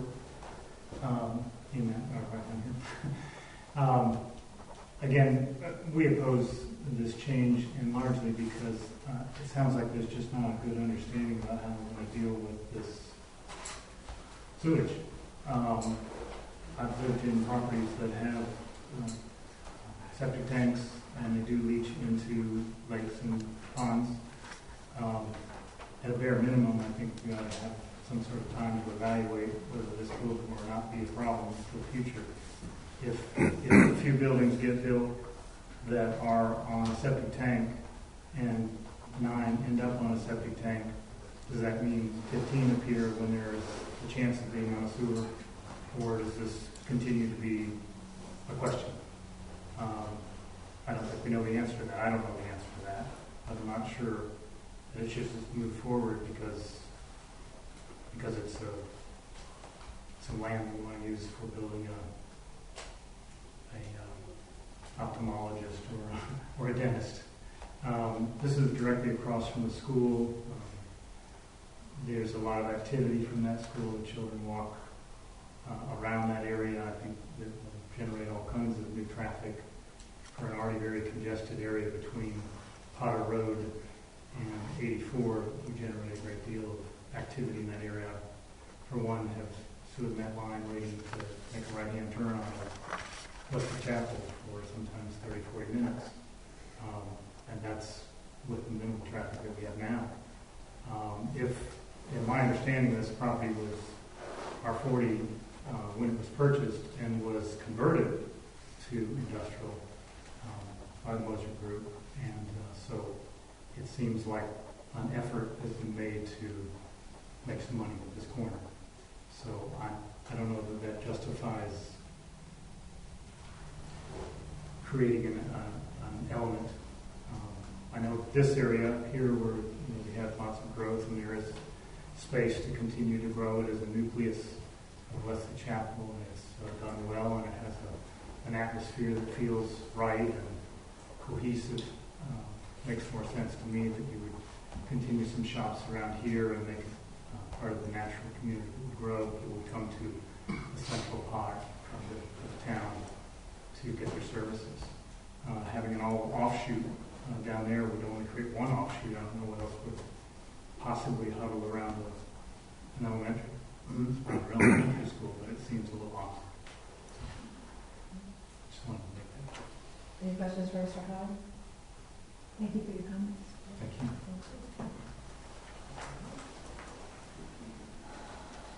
I'm not on the list, but could I Sure. say a couple?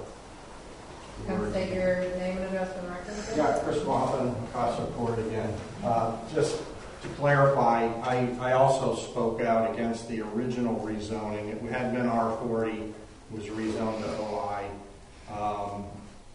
I think in contrast to some previous comments, there was very, very broad opposition from the community, the residents at that time, to changing it from R40 to OI.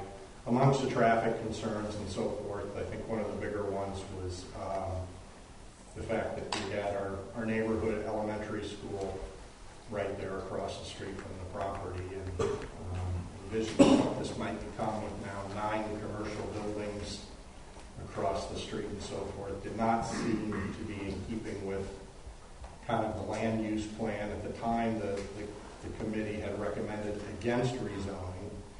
The board was split. It was 2-2, and I think you can check the record. Mr. Horvath was the tiebreaker, unfortunately, in support of rezoning to OI.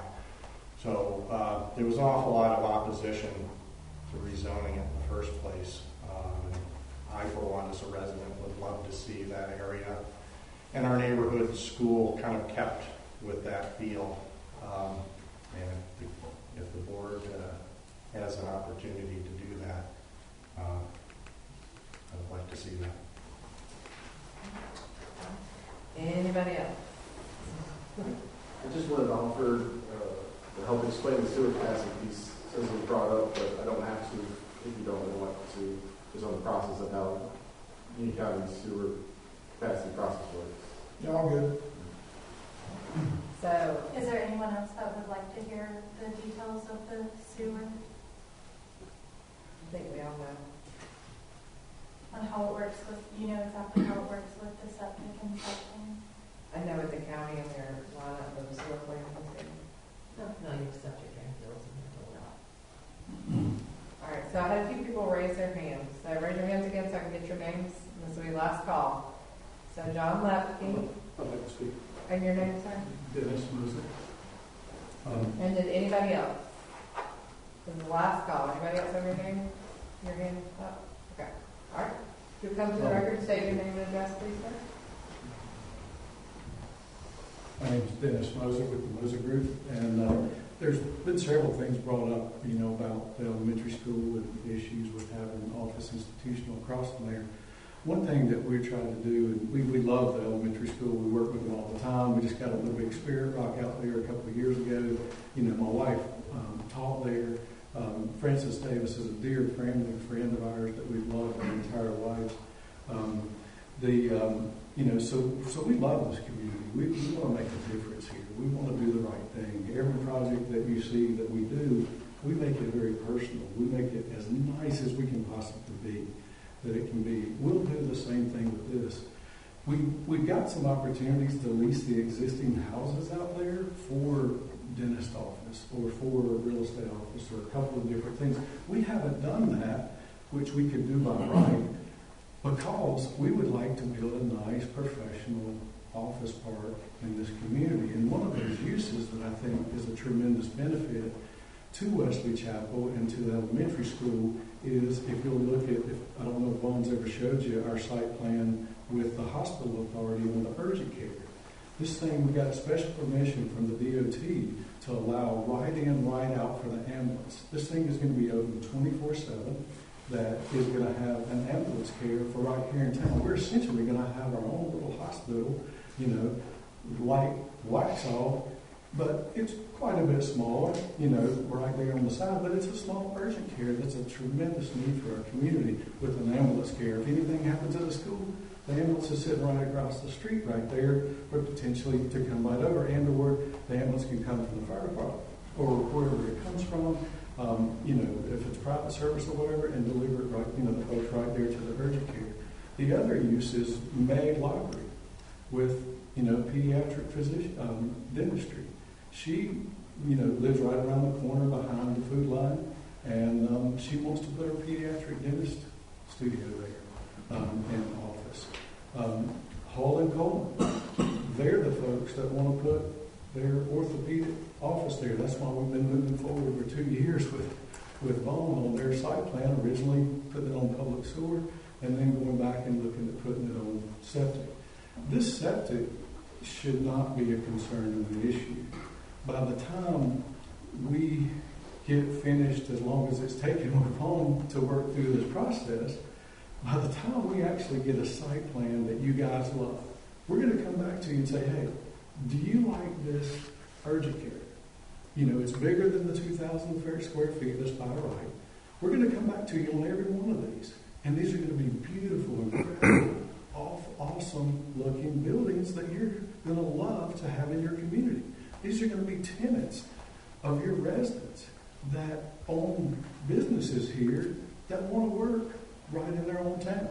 A lot of these folks will rent, but a lot of them will actually own the dirt and own their own buildings. So it just, you know, with working with, you know, so hard on this the last few years, to try to make something incredible, you know, and bring a great service. I know as I've gotten older, I love having the urgent care. We own, you know, a couple of urgent cares in the Indian Trail and on both sides of 74.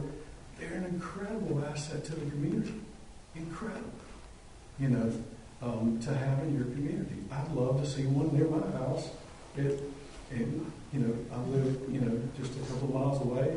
I'd love to see an urgent care in our community. I'd love for it to be right there. And, you know, the sewer is an issue, but we've got a lot of time to come and speak to you guys and work through exactly how you want to see these built and what they'll look like. As far as the elementary school and the septic, those are not issues. We've handled those the last 30 years. We'll work through those processes. What's important is that I put an incredible building there that you're proud of, that makes your town better and offers services that your residents need and want.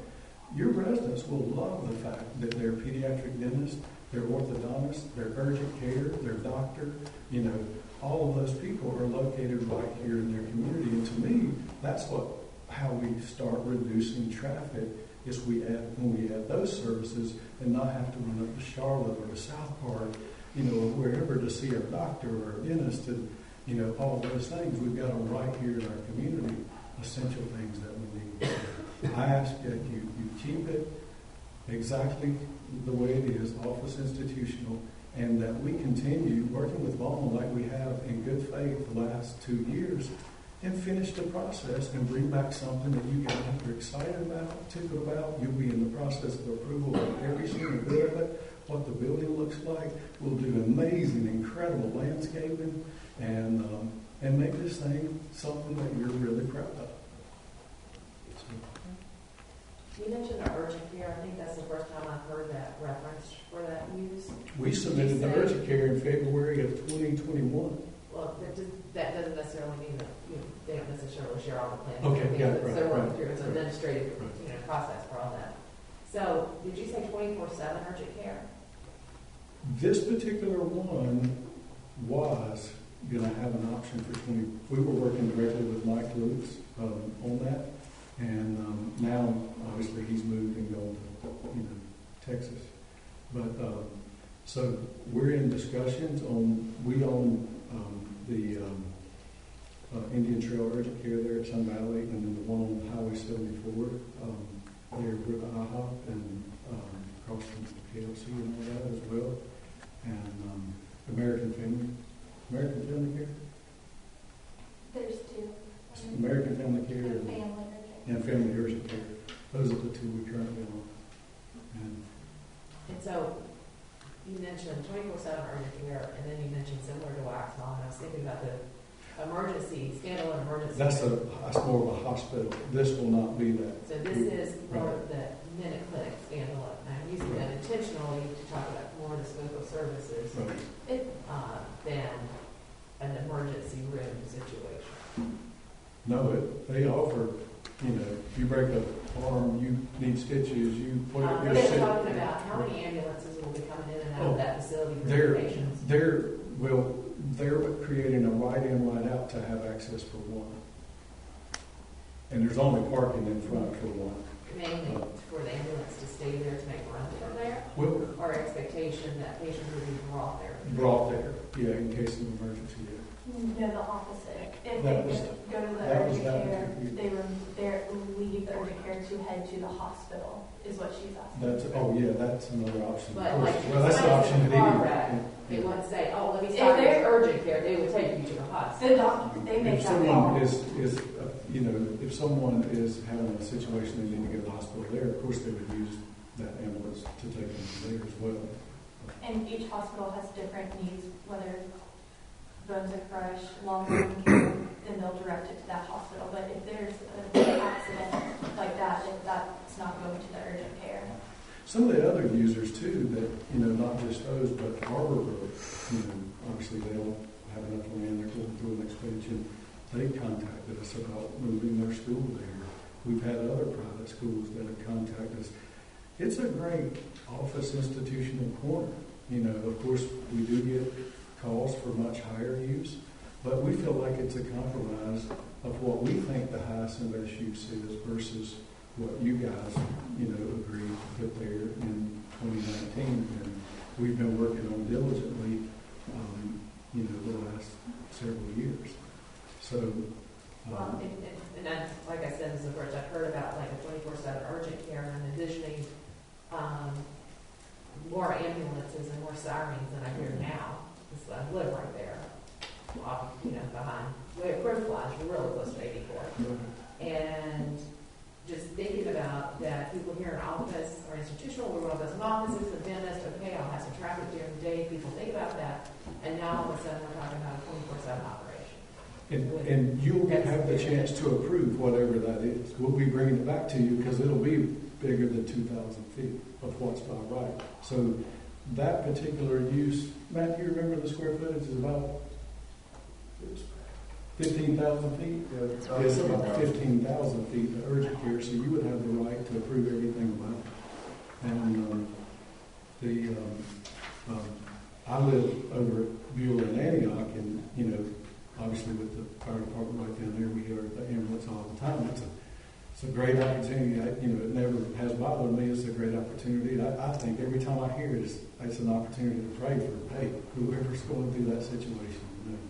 And so to me, it's a sound of calling to pray for those folks. It's not, I don't see it as a negative at all. But you would have the chance to make that decision as a council. Hey, whoever is going in there, how many ambulances? That's a great question that you asked them at that time. And the urgent cares that we currently own do not do that at all. They don't have ambulances coming at all. This is a sign that y'all could potentially, if you do hear the sirens, I lived by a fire department that had an ambulance, and this was not in this town. This was whenever it was right after college, but they actually got an approval from the council that driving through residential neighborhoods in certain areas, certain hours leaving the location, they had the lights on but wouldn't do the sirens. until they got to a certain point. So I don't know if that's something that could be considered, but just a thought that was something whenever I lived by a fire department that had the ambulance, that at the station, the fire truck nor the ambulance in certain hours did the sirens through the residential neighborhood, because that's where it was located.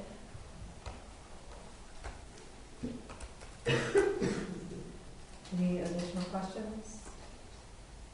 The urgent cares that I'm familiar with are more like doctor's offices. They're not emergency locations. They're basically, you come in at a moment's notice to see a doctor, but they close it like. That's the way ours are too. This particular one, though, that the layout that was submitted on, we were doing. Have you seen the new hospital that we did in Stallings? The new Union West Hospital at the interchange of the Monroe Bypass and 485 and 74. That was actually our land, and we sold it to them to do that new hospital there. At the time that we were working on that, right after that, they approached us about putting this urgent care here on this corner. And it was a little different approach than they had done basically anywhere.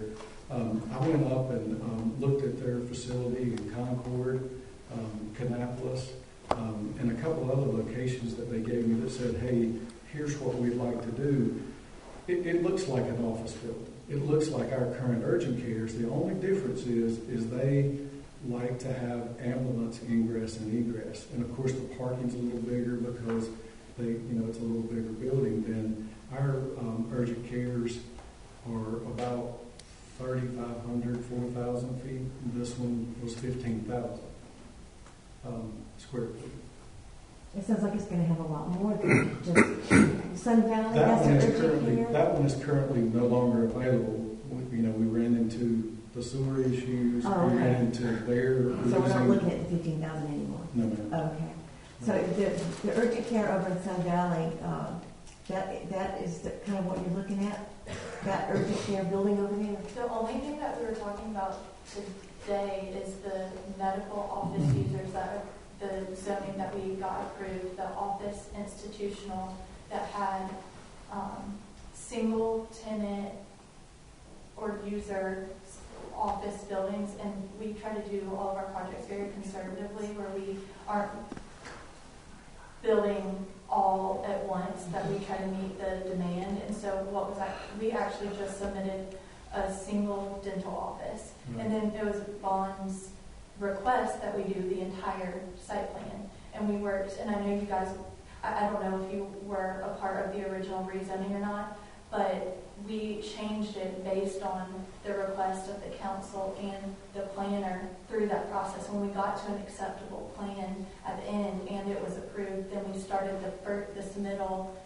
The first thing that we were and are currently still wanting to build is a single dental office. But it was by the request, and it's all in writing, that we have all of the email, that we have it in a document that you guys could see it and look over all of our communications back and forth and what Wesley Chapel told us to do. Then we changed our plans to do exactly what they've shared. But our goal is to bring services that the Wesley Chapel residents wanted to bring their business to. And so that's the first one was just a dental office. It wasn't the whole 9 buildings that. I'm sure there's been a challenge working with 2 different boards. And and it would be like a month response. So we had to work not just Wesley Chapel, but the county and the state and the federal regulations, that there's so much change all around in every seat. And so you're told one thing by one person, and then the state NCDOT is saying one thing, so then we're having to pause and say, okay, well, we're going to have to work with this. So then when we get the answer to that, then we go to Bond and say, this is what NCDOT has said, and then we don't get a response from Wesley Chapel for a month, and we're still paying the engineers and going through all the process, and the actual user, for this example, this was Coleman. They're like, hey, our lease is up in a year and a half. Are we going to be able to be open? Are leases? And they ended up signing an extension short term, in order to try to figure out somewhere where they want to own their own building here in Wesley Chapel instead of, lease it. So, and the pause between the county sending the email in June of 21 until us actually submitting the septic information and plans and going that route was created by the North Carolina Department of Transportation. We've got all that documentation and emails that we can show you. The NCDOT contacted us about the roundabout. Mr. Eford, do y'all know Stan Eford that lives on? Mr. Eford, when they're putting in the roundabout, they were going to take his septic field, which would eliminate his house. Well, they asked us if we would be willing to work with them to give them an easement from the manhole in front of Price Mill, and they were going to extend the sewer through our site to Mr. Eford so they could, keep the roundabout exactly where it was at. We were like, absolutely, we'd be glad to work with you. So we worked with the DOT for, 8 months, a year on trying to work out how the sewer would go, around through to serve Mr. Eford. So we are a good steward, and we try to be a great neighbors, and we think the world of Mr. Eford. So we were sitting there trying to figure out, because he wants to stay there, how we could help him, have sewer through to that manhole over at the entrance to Price Mill. So that was a part of the year. Vaughn, I don't even know if you know that. Have you seen all the DOT plans of the sewer coming through our site? I'd be glad to email y'all that. We had a PowerPoint that showed all of this in detail. I think the DOT's changed now. They're no longer going to do sewer. Well, they're going to move the roundabout back now, and the problem with that is there's a gas line along the corner of our property, Mr. Eford's property, and all that the sewer was going to be basically at the same depth. It had to be a certain distance off, and there were so many issues with it that they ended up saying, hey, it's cheaper for us to totally redesign the roundabout and move it back. So that's what they're currently working on now. But we feel like we're a great neighbor, to Mr. Eford, and I hope that he would say, the same. We want to be, a great steward to him as well. We have one more speaker. Is there any more questions from this room? Thank you for coming. All right. One more speaker. Will you come to the podium and state your name and address for the record, please? John White, K5503 Silver Creek Drive. I just wanted to remind Council that last year you convened the Comprehensive Planning Committee, initiated the comprehensive planning process, and some of today's actions were a result of the output of that process. During that entire process, the residents of Wesley Chapel were afforded many opportunities to provide feedback to Council. Surveys, focus groups, and over the 8 months or so of that activity, Council received an awful lot of feedback from the residents of Wesley Chapel about what they want to see. So I just want to plant that there so you don't forget all that work was done. An earlier speaker said that last time the decision about OI was made, the council was divided. It was in fact divided, and the mayor at the time broke the tie, and he is no longer the mayor, and the council members that voted in favour of that action are also no longer in the council. So I just ask that in your deliberation you just remember all that feedback you received from many residents of Wesley Chapel when you make a decision. I don't envy you on the decision, it's a difficult one, but please keep in mind all that feedback you received from the comprehensive plan process. May I please readdress? I'm going to be very brief. Really quickly, because really you're only supposed to have 30 minutes. So. I'm sorry. I wanted to say thank you very much for bringing that to the attention, because I think that's very important. We did do surveys, and I do believe that most of the people would be very much in agreement with what he said. I think a lot of the changes to the planning committee and to the leadership of Wesley Chapel are directly in accordance with the changes that were made due to this plan. That didn't make sense, I'm sorry. I think a lot of people were voted out of office because the citizens did not appreciate the changes in zoning that were away from the current plan. And I think it's very important to the citizens that we keep the central focus of the town and that the comprehensive plan is carried out. Thank you. Thank you. All right, council thoughts, discussion? I have one other question also. Yes, ma'am. How can the property owner that, there's been so much discussion and planning about this, how were we not notified when we were in constant communication with the Village of Wesley Chapel on our plan? I think I'll address that if you allow me. I can address specifically your issue. Compared to some on council, I'm a veteran up here, and I think one of the most contentious issues that we had since I've been sitting in this chair was this issue of this property and the zoning of this issue. Some of you were on planning board at the time, some of you were sitting in the audience at the time. I was sitting right here, and I know how divided the community was on whether this was going to stay zoned one way or the other. And I don't think the decision tonight that I'm going to make is going to be based on any of the, I don't want to rehash the hours that we've gone through. My decision can be made on one thing and one thing only. The fact, and they brought it up, that we notified them on December 28th and today's January 9th.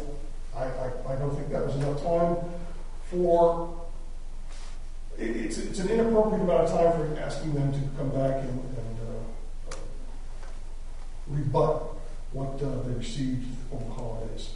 So my vote is going to be not to rezone this property, where originally my vote when I was sitting in this chair was to leave it as R40. I'm going to vote now to leave it office institutional for one reason and one reason only, is I don't think we did our due diligence as a council to notify the property owners or the public that there's going to be a change in this. It's just a timing issue for me, more than anything that was sent to the public. That was not deliberate, then. I want you Oh, to I don't stress think it was that. deliberate. Just- I'm not pointing fingers at anybody. I'm just saying that given the circumstances on this issue, I'm going to be voting to keep it office institutional based on how we ended up here tonight. Are you going to recommend postponing the decision like we have the other ones, or are you saying just leave it, period? What are you saying? I'm leaning more toward a leave it as is and leave it as office institutional. If there is a argument to be made sometime in the future, provided proper notification is given, and not only to the property owner, but to the residents and everything else, I think there's a time and place for that. Tonight's not that time.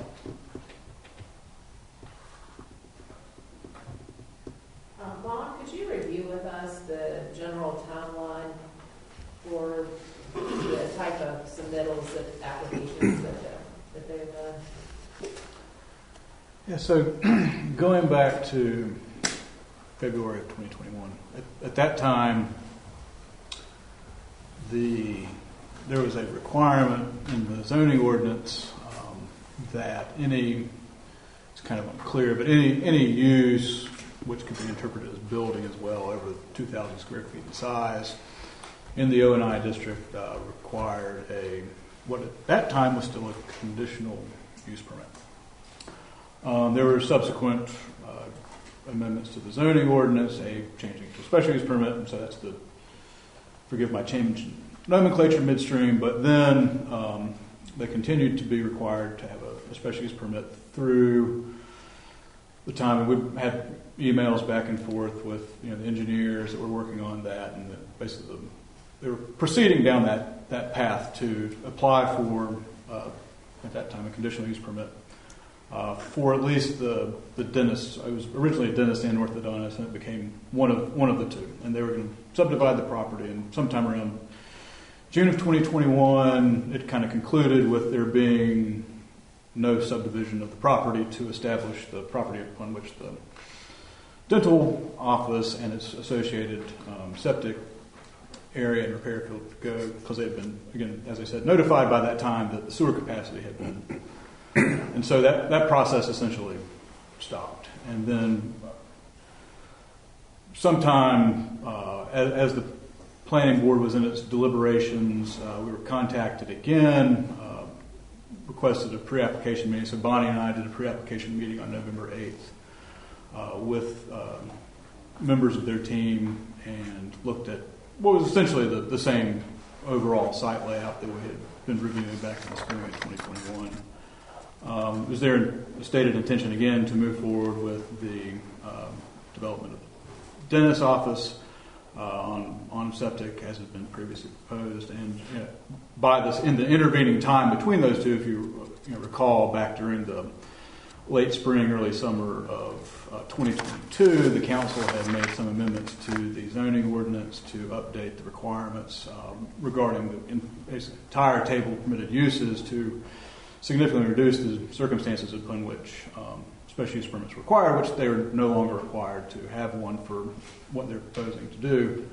And so it's our assumption that there would be a forthcoming subdivision application and application for the development of the site, which is a fairly the subdivision of the property is fairly straightforward. It would be exempt since it's a combination, recombination of existing lots. You're not increasing the number of lots. And then just the development of the site. One of the Bonnie was on that call. Stormwater is a very tricky issue in Wesley Chapel, as you probably all recall from previous discussions about it, and which I'm not very well versed in, unfortunately. And so there have been some discussions about preparing that plan for the detention of that site, as well as how that would work in the context of the overall site plan. There hadn't been any changes in requirements. I'm not sure if the same engineers from Henson Foley were involved in this one in any way or not. I don't think we spoke with anybody from them again, but so that's how it was proceeding and how it can still proceed.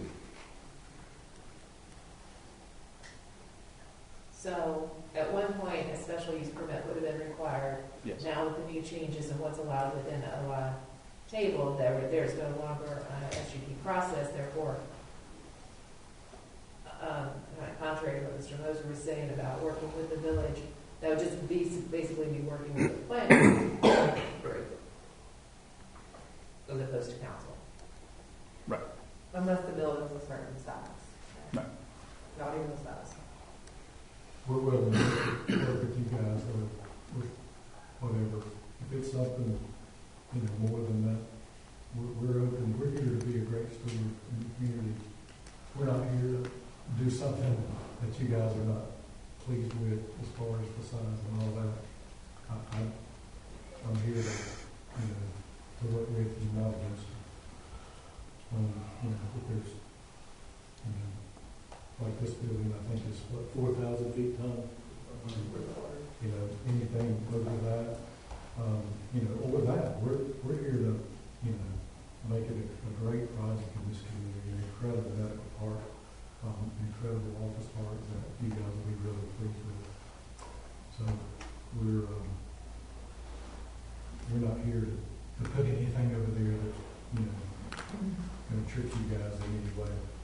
And we've just been trying to work in good faith with each entity that we've been working with and taking all of the suggestions. We were just notified after that's the working first time we've for heard. 2 years after getting the project approved, working for 2 years on submitting the first plan and getting feedback and us having to change it, going back and forth. Then we were notified over the holidays, hey, we're turning this into R40. And we actually just saw the sign on the property. We called, and then what was told to us was, we can't tell you, but you will receive a letter. And that we didn't receive the letter until the 28th or the 29th. And then we found out in this certain amount of days that this is taking place after all of that time and expense and it's not just about the expense. We want to create the great project that provides services to the citizens. So that's all I have to say. And this is the first time I'm hearing that. This is the first time any of my entire team were all shaking their head that we've heard that the ordinance has changed. We've always been planning on coming back to you guys for everything over 2,000 feet. So this is the first time we've heard. And we've got tons of communication with all the emails and stuff that I don't understand, why tonight is the first time we're hearing that, but we're willing to work with you on any size. We want you to be pleased no matter what we put through. Mr. Morris? Several things. I appreciate the comments from everyone. I had a conversation with one of the speakers last week, and my comments to the person that I was speaking with was that I really did not have an opinion either way on this until we heard what information would come about from the public hearing. I think we've gotten some very good and very valuable information. I think there's some bits of information that we need to weigh, if you will. Commissioner Helms, thanks for being a part of it, and I appreciate your comments. And I understand the ratio, the desire to have 60-40 as far as commercial versus residential. However, as a council, I'd remind you of the three principles that were in place whenever the village was founded, and one of those was to maintain a rural feel. So I don't see any problems with the 80-20 that we have now. To Mr. Lipke's point, you're right, John, this is a new council. But it's a new council that's being driven by a state mandate of us having a comp plan. And the comp plan was not part of those discussions back 4 years ago. There's been good information. I've scratched my head. I've been on council for 3 years now. I'm going on my fourth year, and I've scratched my head the whole time wondering why this corner has not been built out.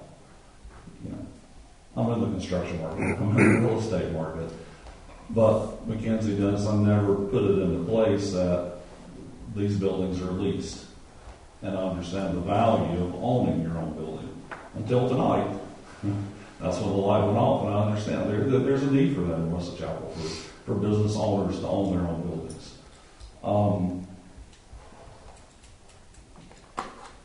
I was not aware of the information that had been submitted dating back, I think Mr. Krause, back to February of 2021. And that shows that I need to do my homework a little bit better. And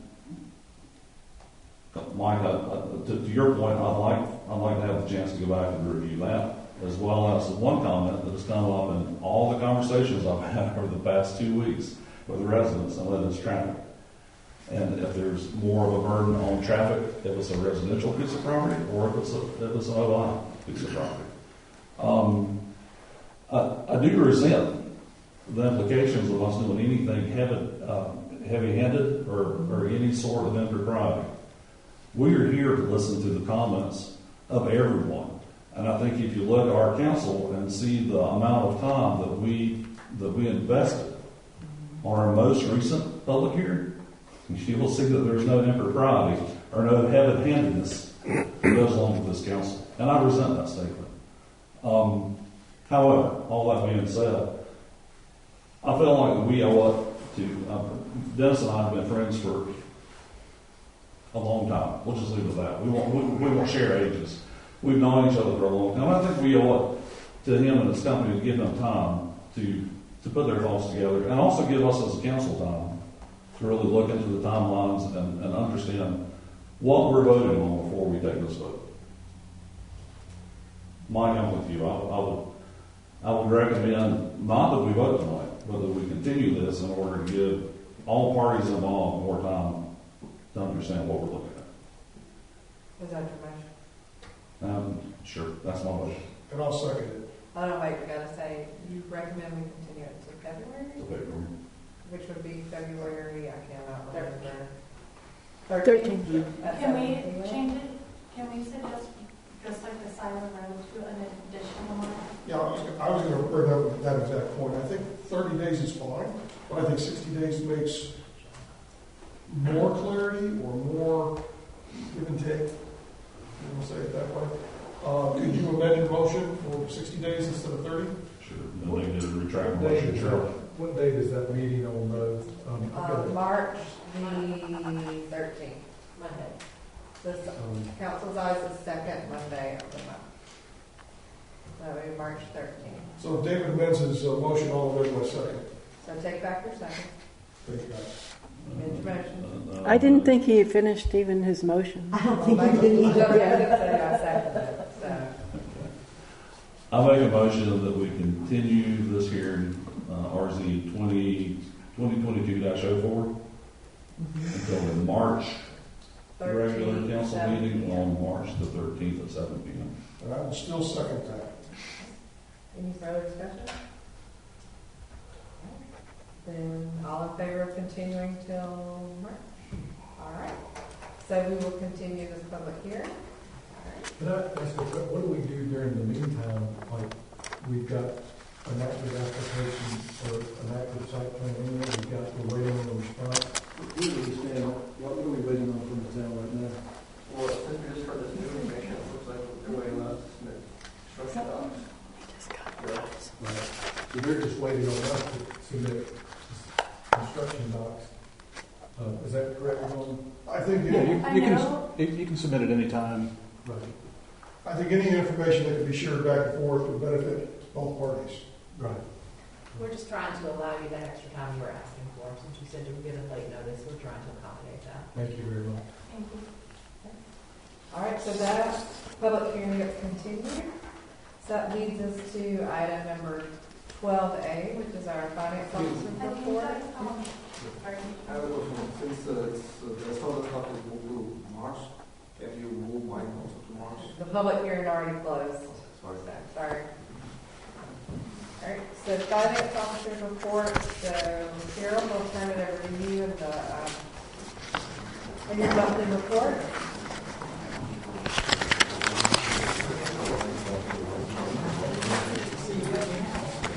Can I say one other thing? There's a lot of misinformation from residents from our side, that we actually have a document of all of our records with Wesley Chapel that would fill the ones that weren't in the zoning and editing process.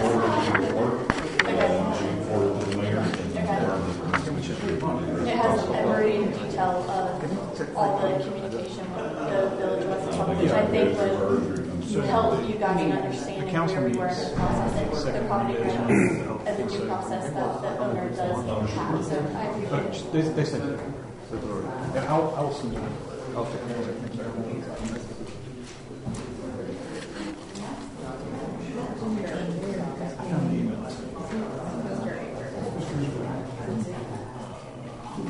All right, so let's Okay. try to get out of here for 9:30. So, Cheryl? The finance report. Okay, so you have the December financial report. During the month of December, I made a budget amendment. I moved a big fat night. If you'll just take your conversations into the lobby so we can hear, please.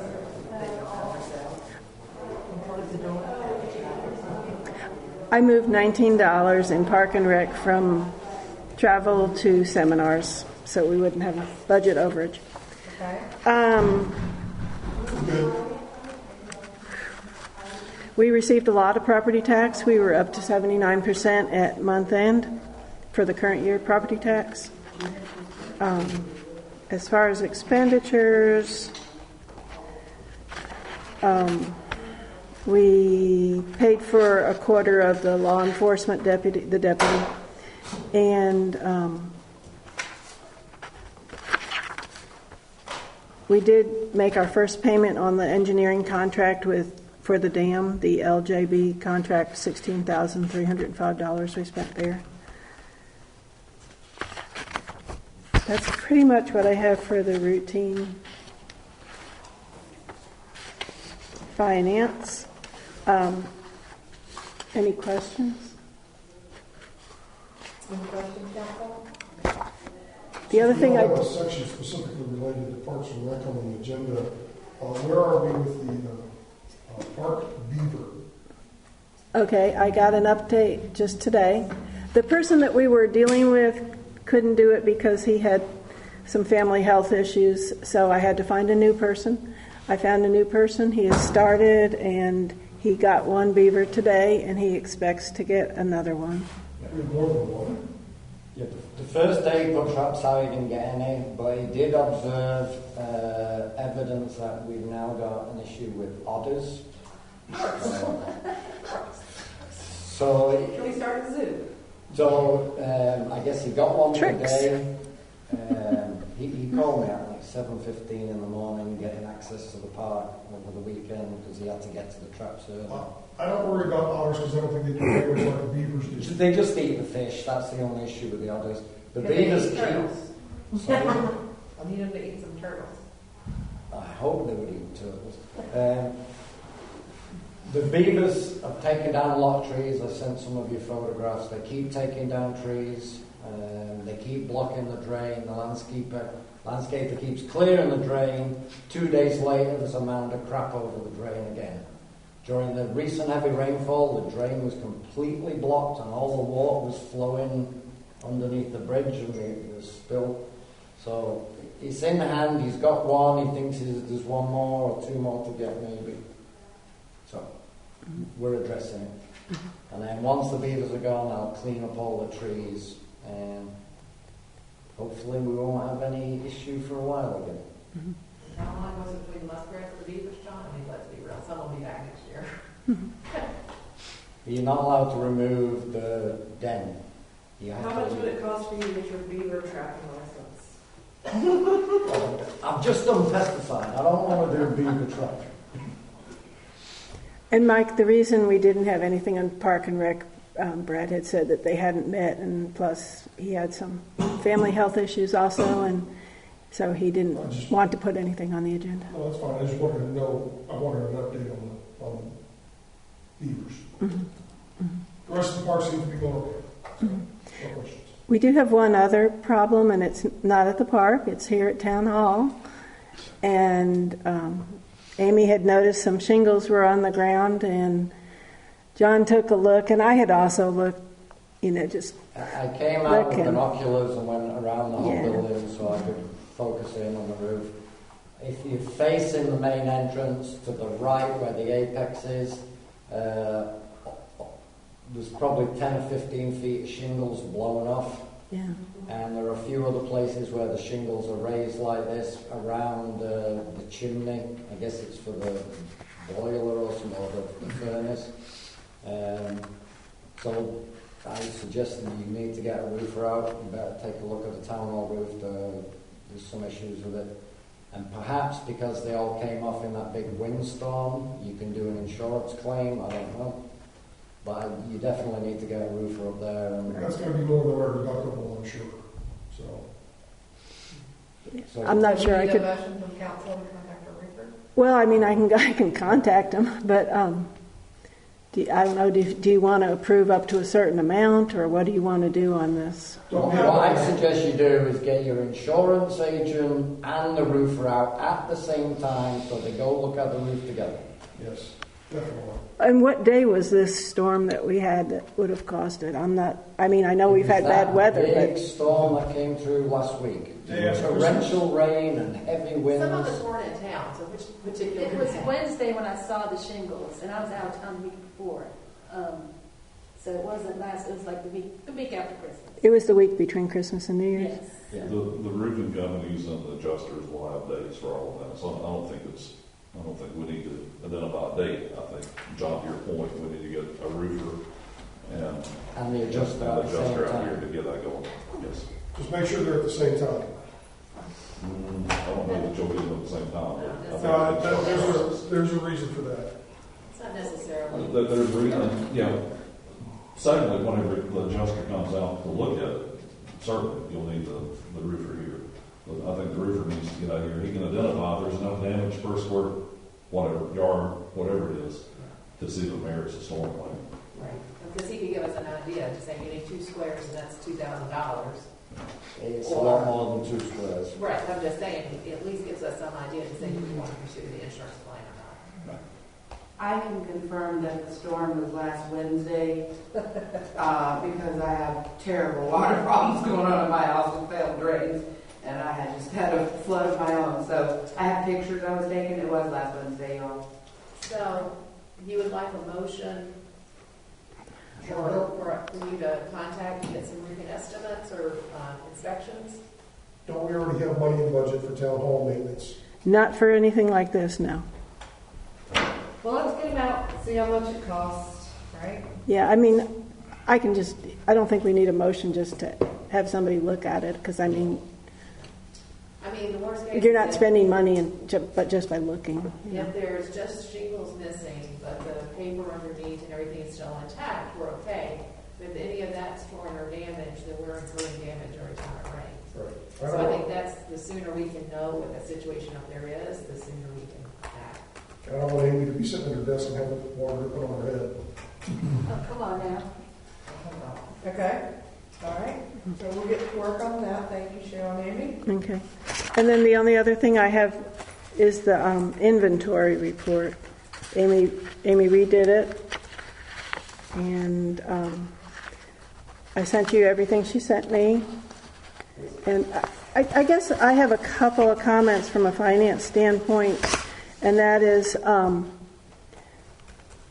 if we have things, and I'll agree that there are some things on this inventory, like, bags of cement or something that shouldn't really even be on an inventory. But when you have equipment should not be disposed of. We have statutes that say when and how we can dispose of things.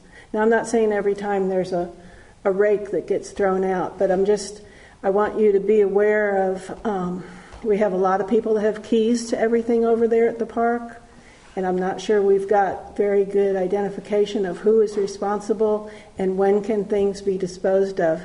It doesn't matter if things were donated or given to the town, they're still town assets, and you guys are responsible. So I'm just kind of throwing it here. I'll interject here with two things. One, there's not a lot of people with keys. There's Brad, there's John, myself. So there's only 3. Well, as soon as you have 3, you lose your responsibility. Then who's responsible? The other issue that I wanted to bring up is I agree that, and I'm sure you would agree and Amy agrees, that some of the things that were on the inventory sheet were things that should never have been in there. A half a can of paint that was left over from when we purchased the property for when there was a house there is not something we should be inventorying. We should be inventorying equipment. We should be inventorying. But a half a can of wasp spray was not something that should have ever even been. So if this is our first time doing an inventory, you should start with a procedure. You should start with some expectations, what it is you want, and why you need to do it. I think Cheryl raises a really good point that there are particular standards we have to do with disposing of equipment, and I think therein lies the problem. I do not think it's unreasonable to have an audit or an inventory once a year to validate all that equipment is there. I think for the chemicals and the consumables, it's important for us to use some sort of documentation so we get an idea of the amount of usage to help us with budgeting and to make sure that no things are disappearing. So, for example, if John had bought 10 bags of concrete for something and he shows up one day and there's only 8, well, we got a problem. Where did they go? John didn't know about them. And so kind of leave that to John to let us know that things are there. But I do feel like, what's the purpose of the inventory? Why are we doing it? And if the issue is really we just have not disposed of property properly or equipment properly, what do we need to do to remediate that, if anything? It looks like there's 2 items missing that we can't find, so we just need to dispose. People spending time counting trash. I'm telling you, there is junk that was left behind from when we purchased the home that someone sometime put on the inventory, and we continue to waste time counting, like Mike says, half a can of paint. And we're not disagreeing with it. I'm talking about the actual equipment, the things that Cheryl was mentioning from a financial standpoint that counts as a town asset that we may not have done properly. Is there anything we need to do now to remediate that, or do we just move forward with an understanding of what we need to do in the future? I think we need to approach it with a little bit more common sense on what should be on the list and what should not be on the list. Then write a procedure. Document it. Don't just talk about it. The procedure is equipment, not half a can of wasp spray, not a half a can of paint that we didn't even buy. Those things were, I mean, that's pretty common sense, in my opinion. We don't need a procedure. I mean, if this pen runs out of ink and Cheryl bought it for me, I'm going to throw it away. Well, if our procedure right now is we need to have an inventory of all pens, no, it's not. I mean, that's bad. I agree with you that I feel like we can sell a dollar amount on these items and say if there's anything that is more valuable than $10, we inventory or pick a number. But if we do that, who writes the procedure? Parks and Rec? I'm Or okay, else? John writes it. Okay. I mean, Well, John, I did it, and then it was redone, and then it was redone, and then it was But I redone feel like again. having Amy to go out there is kind of the independent eyes to look at. I think that's good. It also gives John off the hook from like, hey, he stole anything. We can have a dollar limit, but Cheryl put this under the financial report because apparently there's maybe a financial concern, and that's what I'd like an answer to. Is there something we need to do to remediate what's been disposed of or lost or destroyed or whatever in the past, and what we need to do different going forward? Well, we've wasted enough time on this than we've saved in taxpayers' dollars. I like David's suggestion that if the asset is worth $25 or more, we inventory it. If the village bought it and paid for it, $25 or more. So if I break a rake and throw it out, I notify Cheryl, a rake was broken, sent her a picture, it went in the dumpster, I bought a new rake. Right, yeah, but John, if you don't buy 10 bags of concrete and you set 3 posts, you're going to end up with less than you have with 6 bags of concrete. Yeah. It's consumed. It's a consumable. Consumables, I don't think should be on the inventory. Exactly. It's a So waste then of you time. need to add that in the procedure, Amy? I think too, for me, it'll be easier since this year was the first time we've done an inventory and hadn't been done in a couple years, so next year we're not going to do it. So it'll be more easier to find everything and to know what's what. Right. And it won't take. Given that, the only things that turned up missing, in our opinion, that were substantial were The leaf blower and the edger. So how do we write those off, Cheryl? Is there something we need to do? Well, those weren't they missing back in 2016? Okay, so they really shouldn't have even been on this inventory, yeah. But we need to just vote. Back then we had a very different council, and I was directed to sit down and write reports with the deputy of all the stolen equipment. And so I filed 30 reports, and that went down in the circular file. And nothing happened. Yeah. So we can just delete these 2 things off the report and keep going forward and ask John and Amy to coordinate a policy to prevent it sometime? And I think it's less than a page, right? It's what's the dollar amount? What classifies as equipment versus not? Are you going to count a rake as equipment, or are you going to count? I don't know. But those are the type of things. It's clarification. So if you 2 aren't the ones doing it in 4 years, there's consistency from inventory to inventory. Right. Sounds good. All right, so we're good with that. Keep going. Cheryl, do you have anything else? That's all. Do we have anything else for Cheryl? Did we ever find our white columns in 2016? That's more than a decade ago. Probably our most police reports. That wasn't, oh, you think it was? I'd love to know. The what? So we retained when they demolished the building. The building had these big white columns out front. We retained the columns for perhaps future use, and they vanished at some point. So, volunteer appreciation event. I think what I need from council, I sent out a heads up email to all the board and committee members. What I need, I guess, from council is, Cheryl, correct me if I'm wrong, is approval to spend the money in that line item, which was, Annual retreat, I think. Same line item that we used for the Christmas party? no, different one. There's $2,500 for the annual retreat. The he sent a potential menu.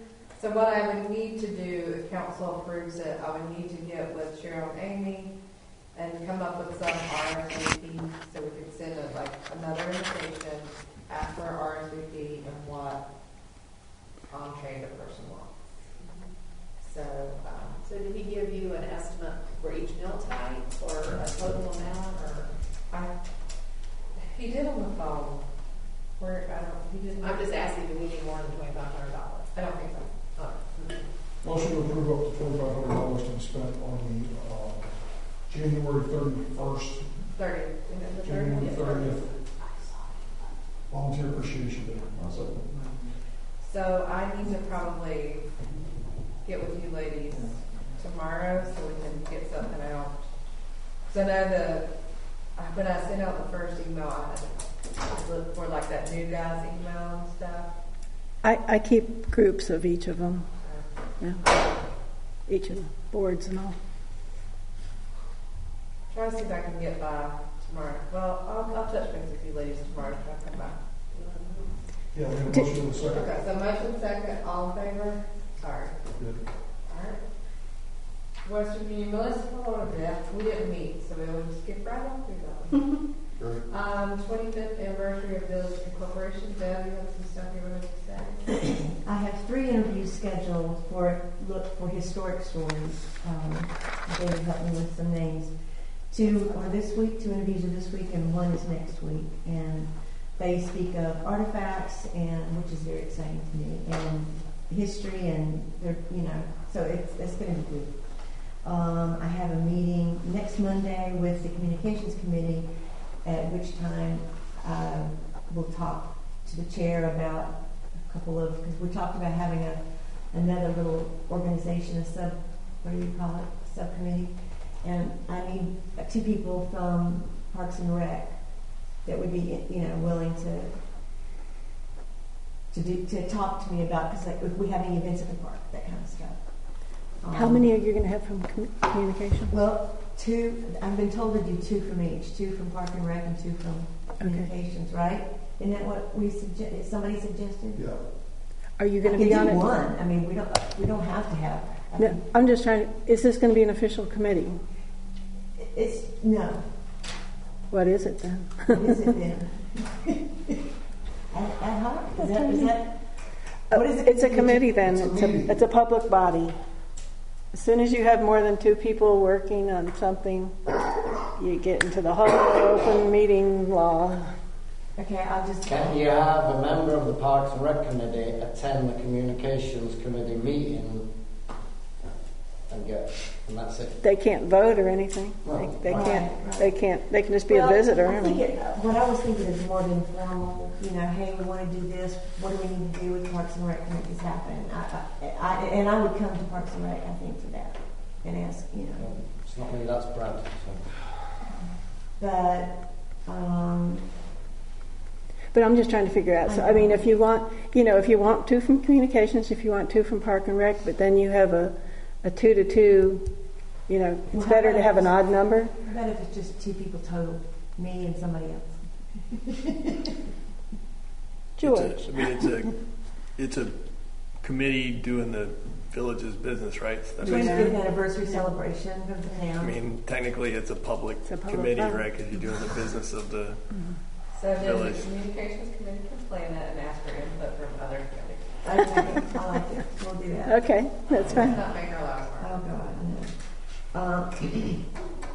So, with Cheryl's help, we got input from 4 different towns about what they did for their anniversary, and I won't go into each one, but there's anniversary logos, which I'm working on that. One town did baseball caps, water bottles, as far as the swag stuff, they give out. One did a 2.5K walk. I thought that was pretty cool. Christmas ornaments. They did pens and pencils and T-shirts and magnets. The Christmas ornaments was a recurring theme. And of course, City of Sunny Isles Beach did a cocktail party, which I doubt will be a big deal. So, anyway, it's coming along.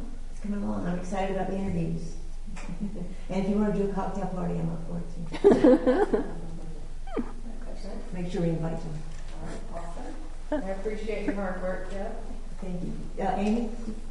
We had talked to Parks and Rec about doing a parade. What was canceled? I think Brad might have mentioned it once already.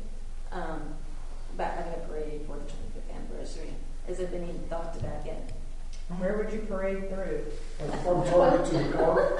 Last time we did a parade, I know because I marshaled it, we started at the fire station, we just came down, and then when you get to Harris Teeter, where the turn into Target, we turned into Target there, and then we came down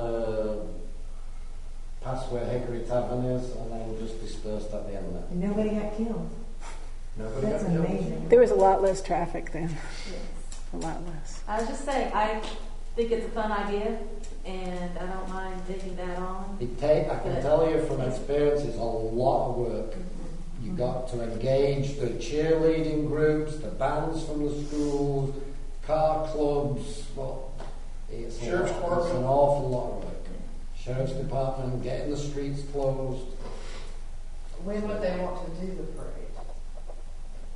Well, we talked about doing a park event maybe, which I kind of like better than a parade. Yeah, I'm not sure about a parade. I think somebody could get killed. Because I've done some parades in way past. I don't mind the idea of a 5K then, or 2.5. I think that's an interesting idea. I didn't think that was cool. I can give you some input on a 5K game. Okay. Maybe a 2K, I don't know. 5K. That's it for me. They can all just borrow Brad's Segway and take a lap around the park. Ooh, that'd be fun. Okay, I'm done. All right, thank you, Deb. So then we get to designate a voting delegate and choose 10 of 16 NCLM advocacy delegates. Lori sent me a list of hers. Honestly, when I look at them all, really, the ones that said infrastructure to me were like, oh, just put those at the top because those are our biggest issues. So, I nominate Amanda, the mayor, to do the voting delegate. Is that a motion? Yeah.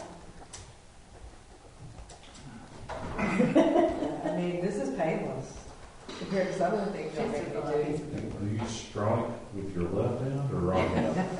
Okay, one second. But she headbutts with her. Yeah. I can handle writing a piece of paper. That's right up my alley. All right, all in favor? So, do you care anybody but Lori have a strong opinion? I didn't see anything about trees, so I just stuck to them. If you're honest. All right, y'all trust me? Yes. Yes.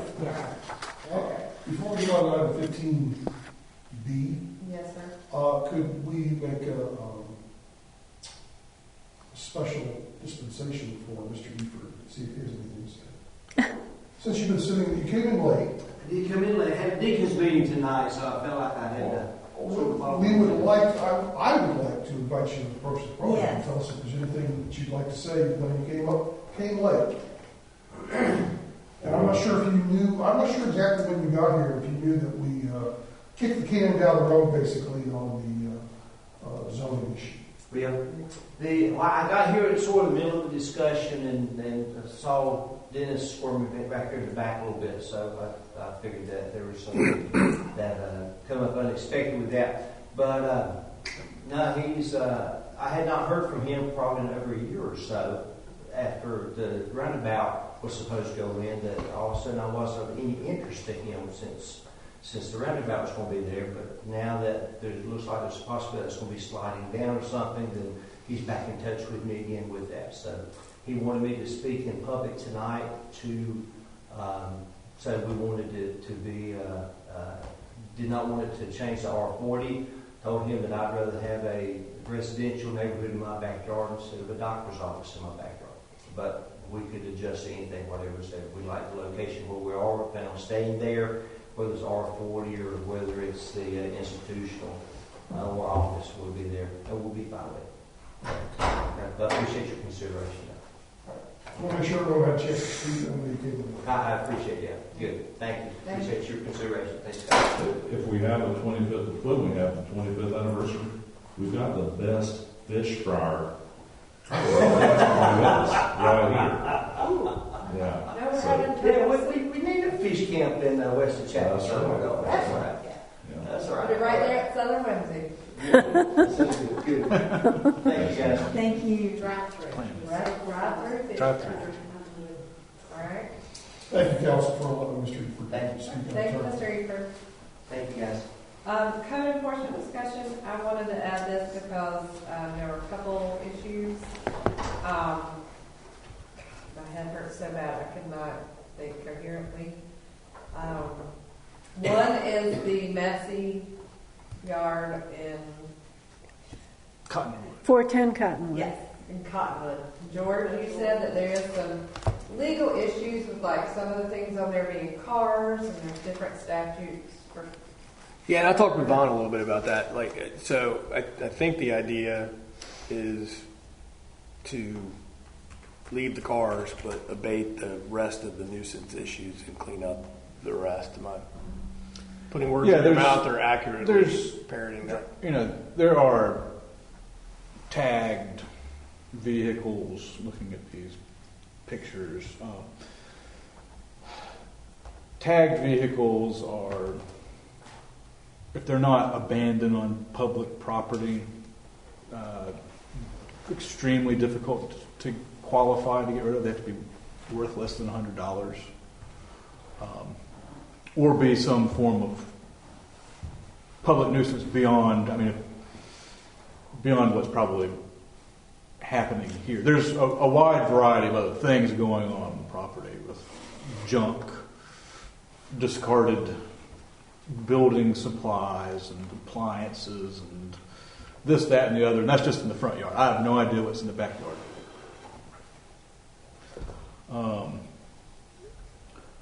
So I think that pursuing an abatement exclusive of motor vehicles would probably be the most effective way of moving forward. I will say that in the picture, Amy, did you take these? There is a new feature on the property since we last, and it's a dumpster. Love it. I'm not sure the purpose of it. Maybe they started to make some effort over the last month after we've told them again what we've been telling them for a long time to. Was the dumpster being used to? There looks like there's stuff in it. It's not a cheap dumpster. It's a obviously a leased dumpster. There's lots of stuff in it. Hopefully that's stuff in it and not stuff piled behind it. Hopefully they're not unloading them.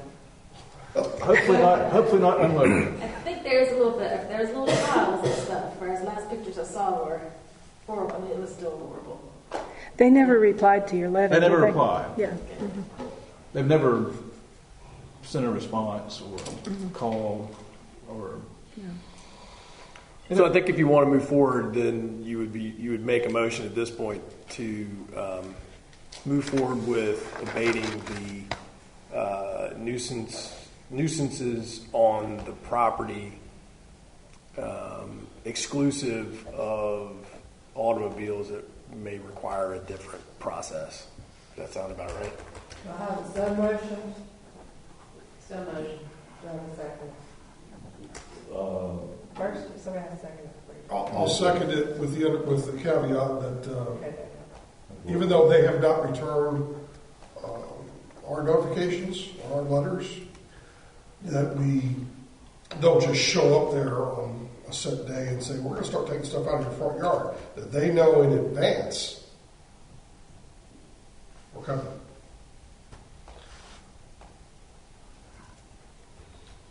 If the cars are tagged, if the cars are not tagged, do they fall into the we can clean up category? I think the tag is the determining factor, but there may be a value factor in that as well. I'm not positive. I don't remember. There's still a value factor. It has to be burned out. We had a similar flooded with mud. We had a similar property in that same neighborhood where a guy had 3 total vehicles in the back of his property that he had for parts so that he could rebuild and make one car out of it. And those 3 vehicles that were totaled were there for 6 months before we just said, you need to get out of here and total that. And eventually, So that's Cottonwood. So we have a motion and a second. So Mike, would you like us to I don't know what the process is, but I'm sure it's send them another letter saying, on this date, we're going to clean Well, them up. somebody's going to have to engage a cleaning contractor. And Amy, grab my broom, just run over there. No. I think we also have to inform the sheriff's department. And I don't want some crew just showing up there without them knowing. I would recommend having. I do not know if the Union County Sheriff's Department is going to accompany. Brandon, our Wesley Chapel deputy, I think, is who we should. I know we can attempt. I know that you can attempt to instruct him to do that. I do not know if he will or not. I would hope that he would, but I do not know. So I'd be prepared for the eventuality of him not doing that as well. His job is not from the legal aspect; it's a keep the peace aspect. I agree. Hopefully there will be great success in that. And then finding a contractor who will be able to do it on a date certain. It's going to be fun. And we also don't have a budget. Then we have I'm with you. And there are people that do. There are companies that do this.